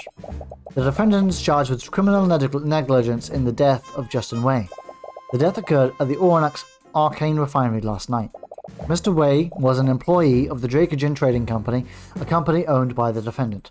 During work hours, the victim accidentally broke a poorly maintained safety rail and fell into a vat of corrosive chemicals.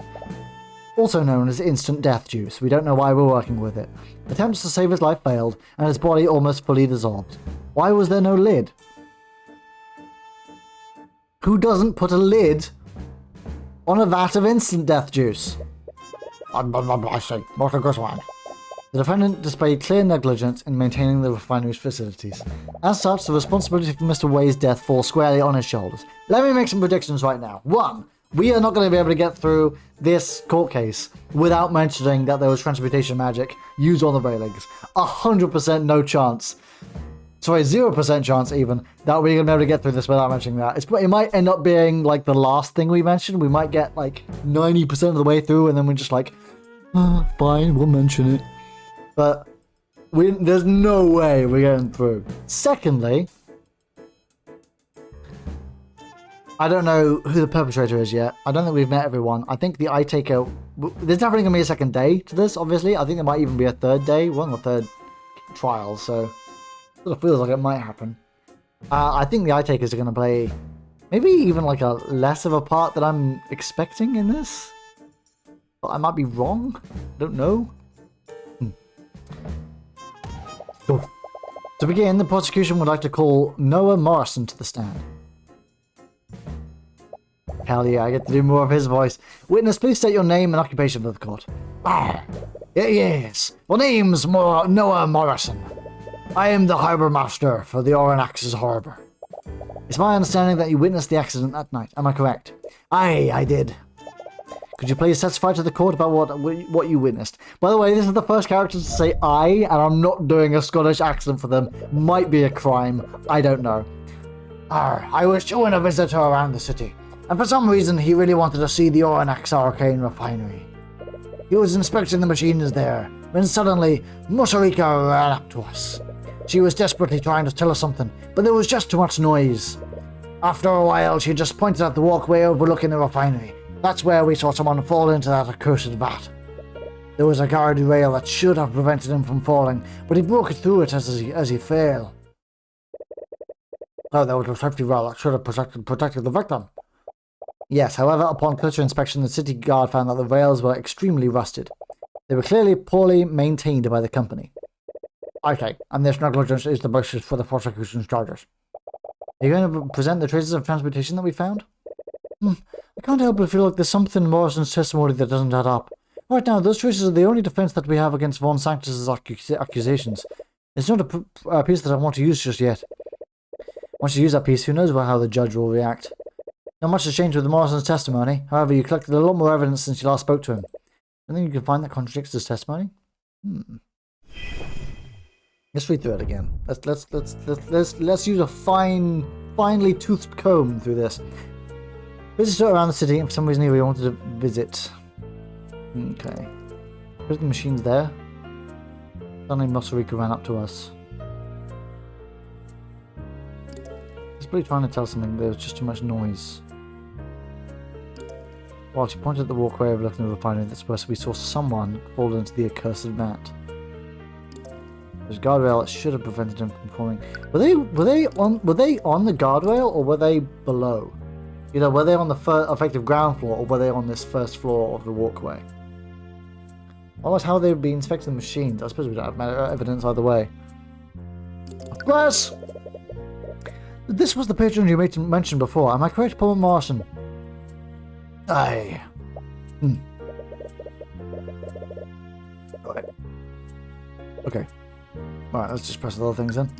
Are you referring to Mosarika Tudor, owner of the local cafe? Aye, for whatever reason, she was also there and witnessed the accident. Yes, we're already well aware of that. A lot less detail than Morrison and Asta's testimony. He was probably more focused on saving Justin than taking in her surroundings. Are there any points where her testimony doesn't add up with Morrison's?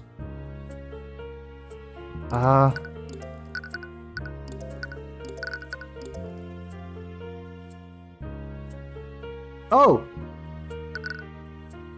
It was after seeing him fall.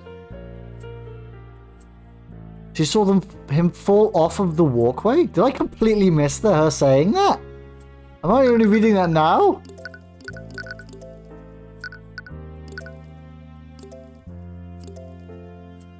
Yeah, I don't think that's the correct order. She said that he fell before. Yeah. Objection! Damn. Wrong place, probably. Alright, okay, thank God there's no health system in this. I'm gonna press this as well. And this noise came from the machines in the refinery, I presume. Those machines were loud as all hell. I could barely hear myself think without all that noise. There was no way I could hear young Mosarika over all of that. I suppose pirate is quite close to Irish. Pirate is a language, by the way. Didn't know if you guys knew that. Listen to this as well. You mentioned that you saw someone fall into the vat. Did you not recognize the person? Well, I did not know the lad personally, and it was pretty far away. I couldn't get a good look at the person. Maybe we should keep a pin on that detail. Anyways, could you go into more detail about the moment you witnessed the accident? Of course, what did you want to know about? What happened to the guardrail before Justin fell? What was Mosarika doing? What was Asta doing? Is this going to be important? What was Mosarika doing the moment you saw Justin fall? I told you, didn't I? She was the one who pointed at the walkway in the first place. That's how I saw Justin fall. Please include that detail. Pointed down, that's when we saw Justin fall. I don't think that's correct.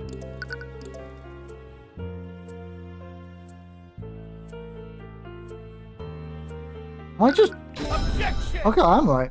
Damn, okay. I'm glad I'm right, but... Cool, okay, good.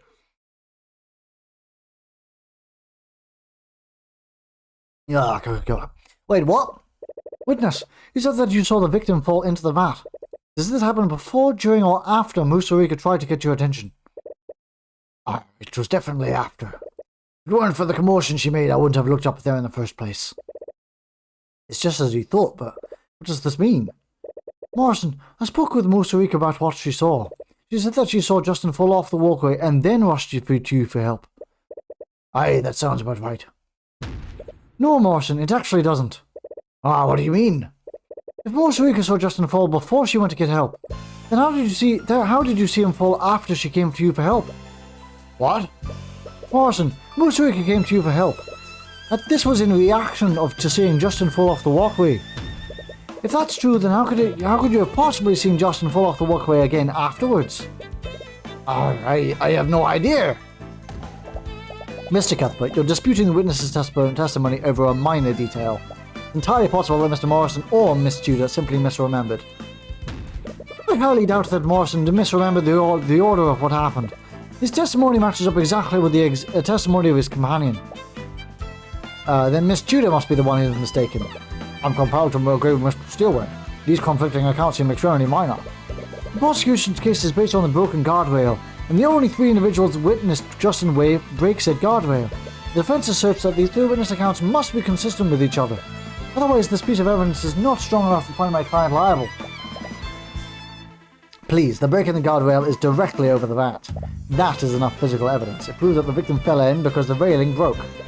How do we know that the guardrail wasn't broken by some other event? That's ludicrous. You're clearly just playing devil's advocate. I'll admit that I also find the defense's assertion dubious. However, I see no harm in allowing Miss Tudor to testify to what she saw. Rika saw a lot less than Morrison and Asta did, and her testimony was a lot less detailed. The one detail she did remember is what she saw Justin fall was that she saw Justin fall off the walkway. Hopefully, her testimony might clear up what happened. Also, we might finally learn what she was actually trying to say, even though the machines were so loud. How have we not asked for that already? What was she trying to yell about? Bailiff, please escort Miss Tudor to the witness stand. We still don't know. Witness, please state your name and occupation for the courtroom. It's probably Rika's first time testifying in a courtroom. You hope she'll be okay. As if I need such introductions, but please allow me to indulge you all. Oh lord, is she seriously doing that here? I am Musarika Tudor, Dark Lord of the Ornax, High Archmage of the Cadmium Flames, and business proprietor of Sweet Confections. I see, I was not aware we were in the presence of such a renowned individual. We just actually believe her? Your Honor, Miss Musarika Tudor, Rika Tudor is the owner of the local cafe in Ornax. But she isn't also a High Archmage? I am. No, she really isn't. Tyrion, you're ruining my flow. Yeah, stop ruining her flow, Tyrion. It was your flow is the most disruptive right now. Anyways, Miss Tudor, you were at the Ornax refinery on the night of the incident, and you witnessed the moment that the victim fell off the walkway, am I correct? Yes, that's right. According to your statement, you went up to Morrison after you saw Justin fall off the walkway. The problem is that there's a contradiction between both of your testimonies. There's a contradiction? Morrison testifies that he didn't see the victim fall into the vat until after you approached him. This wouldn't make any sense, though. You saw the victim fall off the walkway before you ran up to Morrison. Morrison couldn't have possibly seen the victim fall again after that. Oh, I think I see what happened. You do? I think you're misunderstanding what I said before. I misunderstood you. If that's true, could you please testify to the court exactly what happened? Please include every detail you can remember. Sure. Okay. Misunderstanding? I was at the refinery when I heard a strange sound from the walkway. When I looked to see what it was, I saw that Justin had tumbled over the guardrail. But he hadn't fallen into the vat yet. I saw him barely hanging onto the edge of the platform. I didn't know how to get to the walkway from there, so I looked for help on the grounds and saw Mr. Morrison. He must have seen Justin lose his grip on the edge and fall into the vat after that. Oh. So the victim didn't immediately fall into the vat. He was hanging on the edge of the walkway. That would explain how Mr. Morrison saw the victim fall into the vat after Miss Tudor saw him fall off the walkway. In any case, Mr. Cuthbert, you may begin your question. But hold on, they saw him fall in limp. And they didn't say anything about him hanging on to the walkway. So I'm doubtful that this is entirely true, or someone's being misled in some way. I don't know what it is.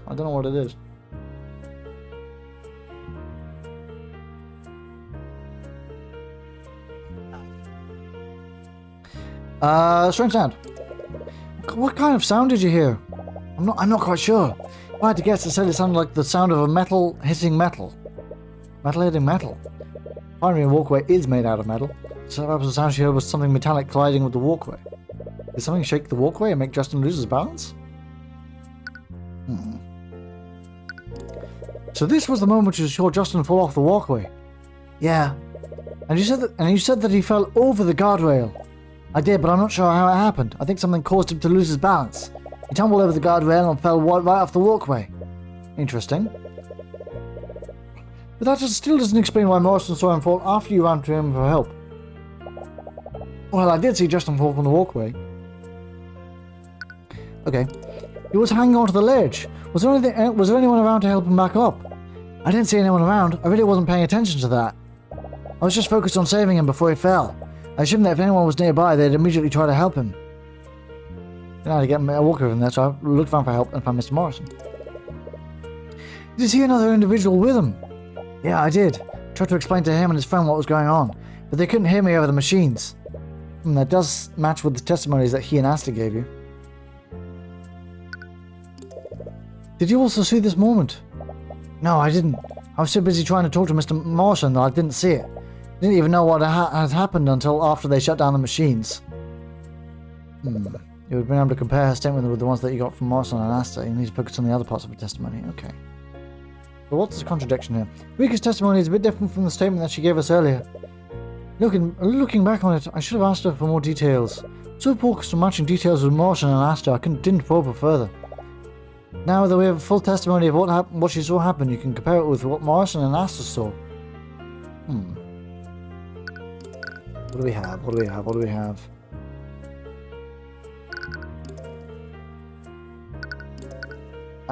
She tried to tell him something. Notice that Morrison pointed awkward. So a figure lean on a guardrail and break it. Figure fell from the walkway and into the vat. Yeah, they saw something else.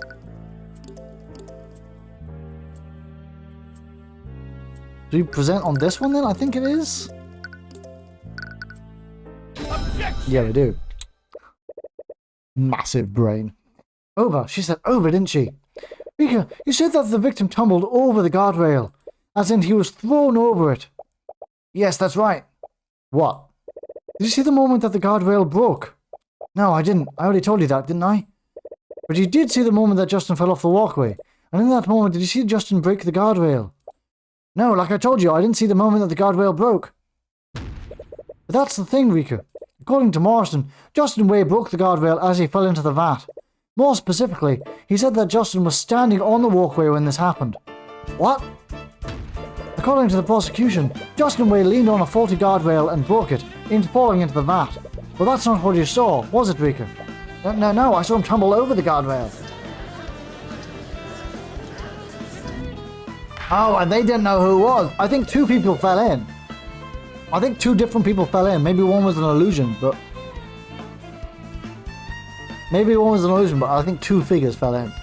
I'm afraid I don't see the importance of this, Mr. Cuthbert. Then why is everyone going murmuring? Are you accusing the witness of perjury? There's definitely something going on here, but what? Rika is a mage, and you don't want to suspect her. You need to consider every possibility. What's happening here? They're both telling the truth. Both telling the truth, you guess? But how does that make sense? Okay, think through this. We assume that Rika and Morrison are telling the truth. You need to remember the exact order of events. First, Rika saw Justin go up to the walkway. Let's see what it was. It was Justin and tumble over the guardrail. They hadn't fallen into the vat yet, but saw him barely hanging onto the edge of the platform. She saw Justin fall over the guardrail and off of the walkway. Justin was able to grab onto the walkway ledge. That's when Rika went to look for help. This was when she ran into Morrison and Asta. Rika came running over to us. She was trying to tell us something, but the damn machines were too loud for us to hear her. She pointed at the walkway, and that's where we saw someone fall into the vat. By the time we could get someone to stop the machines, it was too late. And there's Asta's account of events. Did you see the expression on his face? Now, what was my voice for him? Did you see the expression on his face? He must have been unconscious. I'm afraid I didn't see anything on his face. It was much too dark to make out his features. Wait, you didn't actually see his face? How did you know it was actually him that fell in? Well, who else could it have been? Yeah, I think there were two people. Asta and Morrison couldn't see Justin's face. The one detail of the testimony is never set right with you. You dismissed your suspicions. They found Justin's body in the vat after all. You know for a fact that he fell into that vat. You never considered one other possibility. Another person? Is that really possible? But it's the only thing that makes sense. It also explained how Rika, Morrison, and Asta all saw someone fall off the walkway at different times. Well, Rika saw someone fall in, and Morrison and Asta saw someone else fall in. I don't think they didn't say 3 people. This sentence sort of implies there were 3 different. But then who is the second person? Like, you don't have a choice. Even if you don't know all the facts, it's the only conclusion you can draw. I think you've had quite enough time to deliberate, Mr. Cuthbert. Are you accusing the witness or not? I am not accusing the witness of perjury, Your Honour. Both Miss Tudor's and Mr. Morrison's testimonies appear to contradict each other, but they are both telling the truth. Then please enlighten us, Mr. Cuthbert. How could both of their testimonies possibly be true? Well, I think there's only one possible explanation. Both Miss Tudor and Mr. Morrison saw someone fall off of the walkway. And the person that Miss Tudor saw and the person that Miss Morrison saw were 2 different people. She looks so unimpressed. Are you serious, Mr. Cuthbert? Do you honestly think that some random person fell into the vat moments after Justin Way fell in? It's the only conclusion that makes sense, Miss Steelwind. Miss Tudor knew the victim and recognized him. That's how she was able to confirm that it was him that fell into the vat. However, Mr. Morrison and his companion did not know the victim personally. They could barely make out his features. They only assumed that it was him after learning that he fell in. Please. It's far more likely that Miss Tudor is simply mistaken about what she saw. I figured it was 2 people. Well done, Sticky Spirit! Let's have some more people bragging in the comments. What? No, I'm sure I saw Justin tumble over the guardrail. Let's not forget Mr. Tudor's allegiances. As a beneficiary of the Jack and Jen Trading Company, she has every reason to confound this case in the defendant's behavior. But that's not... Bob. That's enough. This is a civil case, Mr. Cuthbert. Not a murder mystery for you to throw wild theories towards. This was clearly an accident. Looks like you don't have a choice. You're going to have to use your trump card. You have one piece of evidence that implies that this wasn't a simple accident. Oh, this hurts me. Oh, I'm in pain. Oh. Present evidence. Are you sure about that, Your Honour? What? Justin Way's death was reported as an unfortunate accident. As a result, the City Guard put minimal resources into their investigation. More specifically, there was no reason to call in the Arcane Inquisition. What are you talking about now? Why would the Inquisition be... No, are you saying that... Unlike the Oranak City Guard, I have a mage capable of casting Detect Magic. My bodyguard, Celeste McCoy, scanned the crime scene for magical traces. And she found traces of transmutation on the broken guardrail. Traces of magic were found at the crime scene? Well, that would make this a potential homicide, Your Honour. This is ridiculous. The accident took place within an arcane refinery. Those traces could have easily come from the purification process. Miss Steelwind, those traces were found only on the guardrails that Justin broke. We didn't find them anywhere else. We can't be certain of what happened, but it's clear that a mage used magic near the scene of the accident. Foul play may have been involved. So my theory of another person falling into the vat is entirely possible. My client is not at fault for the guardrail breaking. Considering the shocking revelation, there must still be we do not know. There is so much we do not know about Justin Way's death. With that said, I have no choice but to suspend the trial of Von Tractor versus Drakajan. You have a feeling this would happen. Just like your other cases, the court wouldn't pass a verdict unless a culprit is found. The court will give the Arcane Inquisition time to investigate the scene and the supposed magical traces. We will resume the trial in 2 days' time. The trial. Court has returned. Maybe I'll just make him a baby voice. We will resume the trial in 2 days' time. But at least we survived the first day.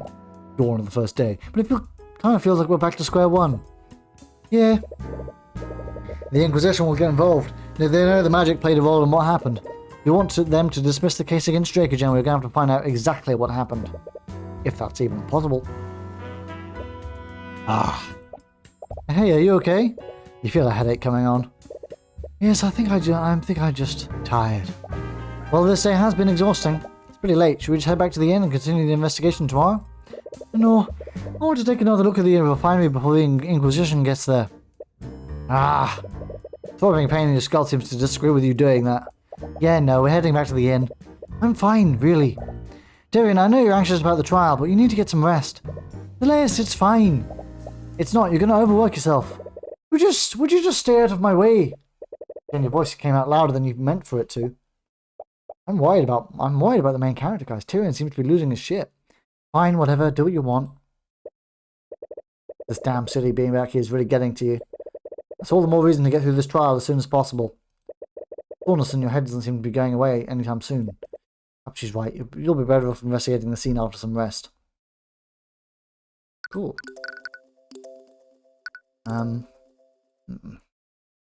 Ads, are you still here? I've got a question for you. I'm wondering if... I don't know how many parts there are left to this particular investigation.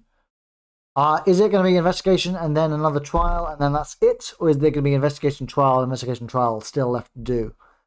Because if that's the case, then we can do this next investigation and hopefully finish in an hour.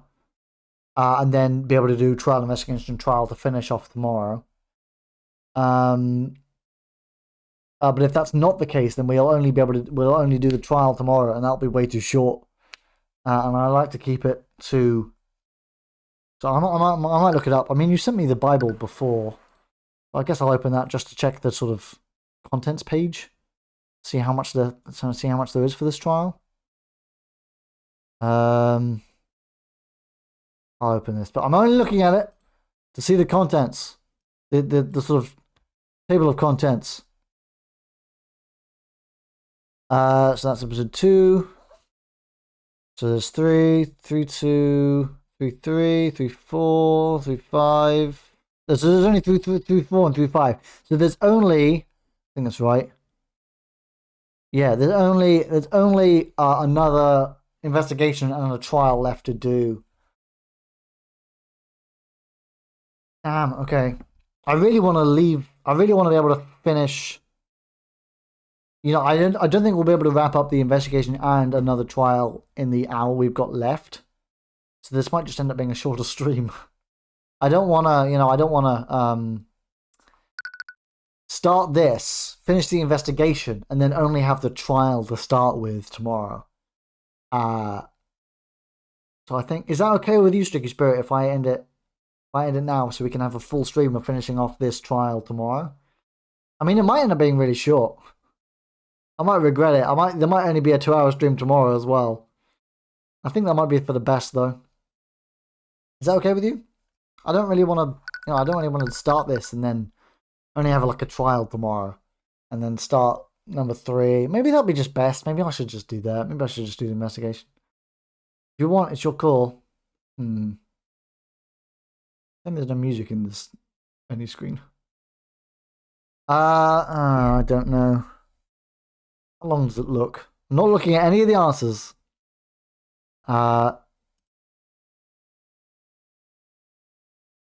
It looks like it isn't really going to be that long. Although the trial for this section was really short. It was tiny, tiny weeny. I mean, looking at the tutorial now, because I can look at the tutorial for the thing I've just done. I only have to press present, both telling the truth, accident, and that's it. And then present the transmutation. So there's only like 5 steps. It was a really, really short trial scene. It was a really, really long investigation scene in comparison to the next investigation scene. The next one's quite a bit shorter. A little bit, yeah, quite a bit shorter. Dang, oh my god. But then the last trial looks like it's going to be quite a bit longer. I don't know. I think the next day is a bit longer. Yes, I think actually according to this, according to the thing, it's a bit shorter. But the next trial then is a bit longer. Okay, I think we're going to do that. I think we're going to end it here.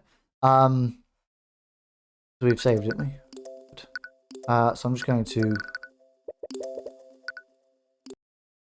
Okay, well we lost everything. Alright, I think we're going to end it here. Let me just quickly put some Spotify on music so it's not awkward. But thank you guys so much for coming. I hope you've enjoyed this. I know it was a little bit of a shorter stream. It was only 2 hours. I mean, 2 hours is a long chunk of my day, so it doesn't matter. But okay, Spotify is now installing, so I have a feeling we're not going to get to it. I look forward to tomorrow. Yes, we'll continue this tomorrow. We'll start at the same time, and hopefully it'll be a good chunk of the evening, so it's not too short of a stream again. I'll be uploading these to YouTube. I need to remember to upload a lot of them. I've got a lot of editing to do and a lot of stream uploading to do. I really need to remember to record these streams as I do them. Luckily, I don't think we had any latency problems today, although we're getting to it now. Good. I love that. Bye everyone. Thanks.